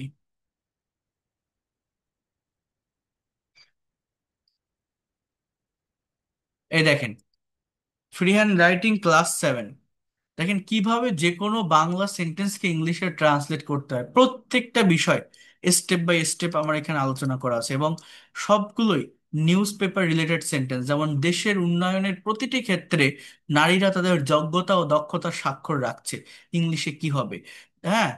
এরপর প্রশাসনের সঠিক জবাবদিহিতা না থাকায় অধিকাংশ সরকারি প্রতিষ্ঠানে কর্মচারীগণ তাদের দায়িত্ব সঠিকভাবে পালন করে না। তো এই বিষয়গুলো বা এই ধরনের সেন্টেন্সগুলো বিভিন্ন কম্পিটিটিভ এক্সামে আসে, খুব সহজেই ট্রান্সলেট করা যায়। এটা একবার আপনি শিখে নেন, একটা ক্লাস আপনি করেন, জীবনে কোনোদিন আপনি ভুলবেন না। এই ক্লাসগুলো আমি নিব, আমি দেখাবো, আপনার সাথে থাকলে ইনশাল্লাহ আপনারা পাবেন। দেখেন, আমি প্রত্যেকটা ক্লাস ইন ডিটেলসে নিয়ে থাকি বা বোঝানোর চেষ্টা করি। তো অনেকেই বলে, যেটা আমি বারবার বললাম, আপনার পেইড কোর্স আর ফ্রি কোর্সের পার্থক্য কি? পার্থক্য এইটাই, এই ফ্রি ক্লাসে কি হয়? ওয়ান ওয়ে কমিউনিকেশন, আমি আপনাদের পড়াচ্ছি, মিউট রেখে পড়াচ্ছি। পেইড কোর্সে কি হয়? Two way communication. অর্থাৎ এই বিষয়গুলো যে আমি করালাম, এর তো একটা ফিডব্যাকের দরকার। আমি আপনাকে 10টা বাংলা সেন্টেন্স দিলাম, আপনি সেগুলো নিজের মতো করে ট্রান্সলেট করে আমার সামনে প্রেজেন্ট করেন। একটা কাজ যখন আপনি সাবমিট করছেন, কমপ্লিট করছেন, ওই জিনিসটা কিন্তু আপনি ভুলবেন না, সারা জীবন আপনার হৃদয়ে গেঁথে যাবে, গেঁথে থাকবে। আপনি পারবেন, কেন পারবেন না? ল্যাঙ্গুয়েজ কঠিন না। এই যে ট্রান্সলেশন গুলো করালাম, এই যে লং সেন্টেন্স গুলো করালাম, এখানে সবগুলোতে কি বলছি? যে সাবজেক্ট এটা, ভার্ব এটা, এটা adverb of time, adverb of place. তাহলে এবার ভেবে দেখেন, ওই ফার্স্টে আপনি আমি পার্টস অফ স্পিচ সম্পর্কে কেন কনসেপ্ট দিলাম। এই জন্য বলি, ইংলিশ শিখতে গেলে ধারাবাহিকতা মেনটেন করে শিখতে হয়। ধারাবাহিকতা না থাকলে কখনোই ভাষা শেখা যায় না। আজকের এই ক্লাসটিতে যতটুকু শেখালাম বা যে বিষয়গুলো আমি দেখালাম আপনাদের, আপনারা কি, মানে যারা নতুন আছেন, যারা নতুন ক্লাস করছেন এইখানে, একটু নতুন কোনো কনসেপ্ট বা ধারণা কি আপনারা পেয়েছেন? বা নতুন কোনো কিছু শিখতে পারছেন বা জানতে পারছেন যে কিভাবে লং সেন্টেন্স করতে হয়, কিভাবে অ্যাডভার্বিয়ালস এর ব্যবহার করতে হয়, অ্যাডজেক্টিভের ফাংশন গুলো কি? হ্যাঁ, আমি কিন্তু দেখালাম আপনাদের যে অ্যাডজেক্টিভের ফাংশন কি, অ্যাডভার্বের ফাংশন কি, সেগুলোকে আমি কিন্তু শুধু গ্রামার বা রুলস এর ভিতর থাকি না, আমি কিন্তু প্রত্যেকটা বিষয় প্র্যাকটিক্যালি অ্যাপ্লাই করি। এটা তো কেবল জাস্ট 2টা ক্লাস হলো, যারা ফার্স্ট ক্লাস করেননি করে নিবেন। আগামীকালকে ক্লাসটা আরো গুরুত্বপূর্ণ হবে, কেউ মিস দিবেন না। আর একটা কথা বলে রাখি, যারা পেইড কোর্সে আসতে চান, এটা কাউকে জোর করছি না, আপনারা যারা ফ্রি ক্লাস করবেন, ফ্রি ক্লাসই করেন, করতে পারবেন, অনেকগুলো ফ্রি ক্লাস আছে, একটা দুইটা ক্লাস না। বাট দেখে যান এই লোকটা কিভাবে তার স্টুডেন্টদের পড়ায়, এটা যদি আপনি দেখেন, এই আইডিয়াটা আপনি নিজে নিয়ে, এতক্ষণ তো ক্লাস নিলাম, এতক্ষণ তো আপনারা শিখলেন, এবার আমাকে 5টা মিনিট দিয়ে দেখেন, এটা আমার না, এটা আপনার ভালোর জন্য বলছে, আপনার কোর্স করতে হবে না। কিন্তু আমার কোর্সে যারা করে এমনি করে, আমার অন টু অন ব্যাচ আছে, আমার 4-5টা ব্যাচ আছে, আমার 72টা ব্যাচ এই পর্যন্ত পেইড ব্যাচ রানিং চলতেছে। তো প্রবাসী বিভিন্ন স্টুডেন্ট আছে, Cyprus, Italy, Hong Kong, Canada, UK, USA, Wales থেকে অনেক স্টুডেন্ট আছে যারা আমার কাছে পড়তেছে, প্রবাসী স্টুডেন্ট। তো দেশে ইন্ডিয়া থেকে অনেকেই আছে পড়ে। তো যাই হোক না কেন, আমি কিভাবে আমার স্টুডেন্টসদের পড়াই, তাদের কোর্সের প্ল্যানটা কি, এটা আপনারা যদি দেখেন, আপনি পড়েন না পারেন, আপনি নিজের মতো করে এটা আপনার ব্রেনে কাজে লাগায় আপনি কিন্তু ল্যাঙ্গুয়েজটাকে ডেভেলপ করতে পারবেন। দেখেন আমাদের যে পেইড ব্যাচটা থাকে সেটা হচ্ছে গুগল মিটের মাধ্যমে ক্লাস হয়। 1 ঘন্টা ক্লাস টাইম থাকবে পেইড কোর্সে। নতুন যে ব্যাচ 7 তারিখ থেকে শুরু হবে সেটা হচ্ছে শনি সোম বুধ শুক্র, অর্থাৎ সপ্তাহে 4 দিন ক্লাস টাইম থাকবে। আবারও বলছি, শনি সোম বুধ শুক্র আগামী রবিবার থেকে ক্লাসটা শুরু হবে। আর তার আগে ফ্রি ক্লাসগুলো চলতে থাকবে। 3 মাসের কোর্স, 3 মাসের ভিতরে আপনি ইংলিশে এক্সপার্ট এবং ফ্লুয়েন্ট হবেন যদি রেগুলারিটি মেনটেন করে ক্লাস করেন। যদি ক্লাস মিস করেন বা কোনো সমস্যা হয়, আপনি আরো সময় পাবেন, তার জন্য আলাদা কোনো টাকা দিতে হবে না। আমার এই কোর্সের টোটাল কোর্স ফি হচ্ছে 2,000 টাকা। যারা পারবেন একবারে দিয়ে দিবেন, ঝামেলা থাকবে না। যারা পারবেন না 1,000 টাকা অ্যাডভান্স করেও ক্লাস শুরু করতে পারবেন, এই কথাটা আমি আগে বলেছি। এই সুযোগটা আমি দিয়ে থাকি, বাকি 1,000 টাকা 1 মাস পরে দিলেও হবে। কোর্সটা যে কোনো বয়সের যে কেউ করতে পারবেন, আপনি স্টুডেন্ট হন, house wife, teacher, officer, job holder, freelancer বা ইমিগ্রেন্ট, ইভেন যারা আইএলটিএস এর প্রিপারেশন নিচ্ছেন তাদের জন্য ইফেক্টিভ হবে। বেসিক গ্রামার থেকে শুরু করে spoken English, free hand writing, conversation, presentation, translation, প্রত্যেকটা বিষয় থাকবে। প্রত্যেকটা ব্যাচে 30 জন করে স্টুডেন্ট থাকে। মেইন স্পোকেন ইংলিশের যে কোর্সটা, প্রত্যেকটা ব্যাচ এই রাতেই হবে, অর্থাৎ নতুন যে ব্যাচ রাত 10টাতেই হবে। কারণ আমার এই ক্লাসগুলো মূলত স্টুডেন্ট বা যারা জব হোল্ডার বা যারা হাউস ওয়াইফ বা অন্যান্য পেশার মানুষেরা যারা দিনের বেলায় বিজি লাইফ লিড করেন, তাদের ফ্রি টাইম, লেইজার টাইম অর্থাৎ অবসর সময়টাকে কাজে লাগিয়ে ল্যাঙ্গুয়েজটা শিখতে চাচ্ছেন, ডেভেলপ করতে চাচ্ছেন, তাদের জন্যই। এই জন্য রাত 10টাতেই থাকবে। এবং ক্লাস স্ক্রিন শেয়ার করে এভাবেই ওয়ার্ড বা পাওয়ার পয়েন্ট স্লাইডের মাধ্যমে নিব। এই ফ্রি ক্লাসেও আমি রেকর্ড এবং পিডিএফ ফাইলগুলো আপনাদের গ্রুপে দিয়ে দিচ্ছি যারা ফ্রি গ্রুপগুলোতে আছেন। পেইড কোর্সেও যখন আপনারা আসবেন, তখন প্রত্যেকটা প্রিমিয়াম ক্লাসের রেকর্ড এবং পিডিএফ ফাইল থাকবে লাইভ ক্লাসের পরপর। অর্থাৎ কেউ যদি কোনো ক্লাস মিস করে পরবর্তীতে দেখতে পারবে। এবং এই কোর্সটা একদম বেসিক থেকে শুরু করে অ্যাডভান্স লেভেলের প্রত্যেকটা বিষয় আমি পড়াবো। একজন স্টুডেন্ট শুধু স্পোকেন নয়, ইংরেজি ভাষাটা যাতে পুরোপুরি নিজের আয়ত্তে আনতে পারে সেভাবে আমি শেখাই। আপনারা তো দেখছেন আমি কিভাবে বোঝাই, কিভাবে শেখাই। তো যদি মনে হয় এই লোকটা বোঝাতে পারে, শেখাতে পারে, টেকনিক বলা হয়তো শিখতে পারবো। যদি মনে করেন আমি একটা মেন্টরের অধীনে থেকে ধারাবাহিকতা মেনটেন করে গোছানো পদ্ধতিতে এগোতে চাই, বা এই ল্যাঙ্গুয়েজটাকে আমি নিজের অ্যাসেট বা সম্পদ হিসেবে নিতে চাই, নেক্সট জেনারেশনকে শেখাতে চাই, তাহলে আপনি আসতে পারেন। এতটুকু বলতে পারে আপনি ব্যর্থ হবেন না। Within very short time you'll be expert and fluent in English. যারা ইন্ডিয়া থেকে আসেন তারা গুগল পে বা ফোন পে করে ক্লাসগুলো করতে পারবেন। এবং এখানে হিউজ ক্লাস আপনি পাবেন, টোটাল 70টা ক্লাস থাকবে। প্রথম 10টা ক্লাস থাকবে বেসিক গ্রামারের উপর, যাতে করে আপনার ভিত্তিটা মজবুত হয়, আপনি একটা প্রেজেন্টেশন দিতে পারেন, ভাইবা ফেস করতে পারেন, ফ্রি হ্যান্ডে প্যারাগ্রাফ, কম্পোজিশন, সিভি যাতে করে লিখতে পারেন। এই যে আজকে যে ক্লাসটা নিলাম এটা কিন্তু গ্রামাটিক্যাল টার্ম, বাট কতটা প্র্যাকটিক্যালি আমি বোঝালাম আপনারা একবার ভেবে দেখেন। এভাবেই আপনারা শিখবেন। এরপর 30টা ক্লাস থাকবে স্পোকেন ইংলিশের উপর, অর্থাৎ ইংলিশে কথা বলার জন্য যা কিছু লাগে এখান থেকে আপনি পাবেন। টেন্স, মডেল, সেমি মডেল, এগুলো I mean whatever you think in Bangla you will be able to speak in English. এরপর 10টা ক্লাস থাকবে ফ্রি হ্যান্ড রাইটিং এবং অ্যাডভান্স গ্রামারের উপর, অর্থাৎ যারা রাইটিং এ দুর্বল, যারা BCS, bank job, admission test, IELTS writing, বা যারা কর্পোরেট অফিসে জব করেন, ইমেইল লিখতে হয়, যারা ব্লগ লেখেন, তাদের জন্য এই ক্লাসগুলো অনেক বেশি ইফেক্টিভ হবে। 50 থেকে 70 নাম্বার ক্লাস। বারবার আমি বলছি, ইংলিশ শেখার জন্য টু ওয়ে কমিউনিকেশন দরকার। আমার এই কোর্সের বেনিফিট হচ্ছে আপনারা আমার সাথে লাইভ ক্লাসে কথা বলতে পারছেন, যে কোনো কোশ্চেন থাকলে করতে পারছেন, স্পিকিং প্র্যাকটিস করার সুযোগ পাচ্ছেন। ছেলে এবং মেয়েদের আলাদা আলাদা গ্রুপ থাকে স্পিকিং প্র্যাকটিস করার, ল্যাঙ্গুয়েজ ক্লাব থাকবে, সেখানে আপনারা প্র্যাকটিস করতে পারবেন। বাট সেটা কখন? যখন 40টা বা 50টা ক্লাস কমপ্লিট হবে। কারণ আগে তো আমাকে পড়াতে দিতে হবে, বোঝাতে দিতে হবে, শেখাতে দিতে হবে। তারপর আপনাকে অ্যাডভান্স লেভেলে নিয়ে আপনাকে প্র্যাকটিস করতে হবে। প্র্যাকটিস না করলে কখনোই ভাষা ডেভেলপমেন্ট আসবে না। আপনার ব্রেন দিয়ে আইডিয়া জেনারেট করতে হবে, মুখ দিয়ে কথা বের করতে হবে। এর জন্য প্রতিদিন এই ক্লাসেই আমার আন্ডারে থেকে, আমার অধীনে থেকেই conversation practice, news paper translation এবং প্রেজেন্টেশন ক্লাস আমি নিব। সার্টেইন আইএলটিএস কিউ কার্ড টপিকের উপর আপনাকে স্পিকিং করতে বলবো। স্পিকিংটা কিভাবে করবেন আমি বুঝাই দিব। কোশ্চেন এবং প্যাসেজ অ্যানালাইসিস করে দিব, যে একটা সেন্টেন্সের সাবজেক্ট এইটা, ভার্ব এইটা, অবজেক্ট এইটা, এটা এই টেন্সে লেখা আছে বা ভয়েস বা এই মডেলে লেখা আছে। তারপর আপনি সেটা ট্রান্সলেট করবেন। আপনি কেন পারবেন না? আপনি নিজের মতো করে স্পিকিং করবেন, নিজের মতো করে কথা বলবেন practically, with pleasure you will be able to speak in English. আনন্দের সাথে আপনি ইংলিশে কথা বলতে সক্ষম হবেন। এবং ল্যাঙ্গুয়েজটা শিখতে গেলে প্র্যাকটিসের বিকল্প নেই। তো আমার ক্লাসগুলো এমন ভাবেই সাজানো যাতে করে আপনি বাসায় বাড়তি পরিশ্রম করতে হবে না, জাস্ট এই ক্লাসেই 1 ঘন্টা টাইম দিবেন এবং ক্লাসে আপনার সব পড়া আপনি কমপ্লিট করতে পারবেন।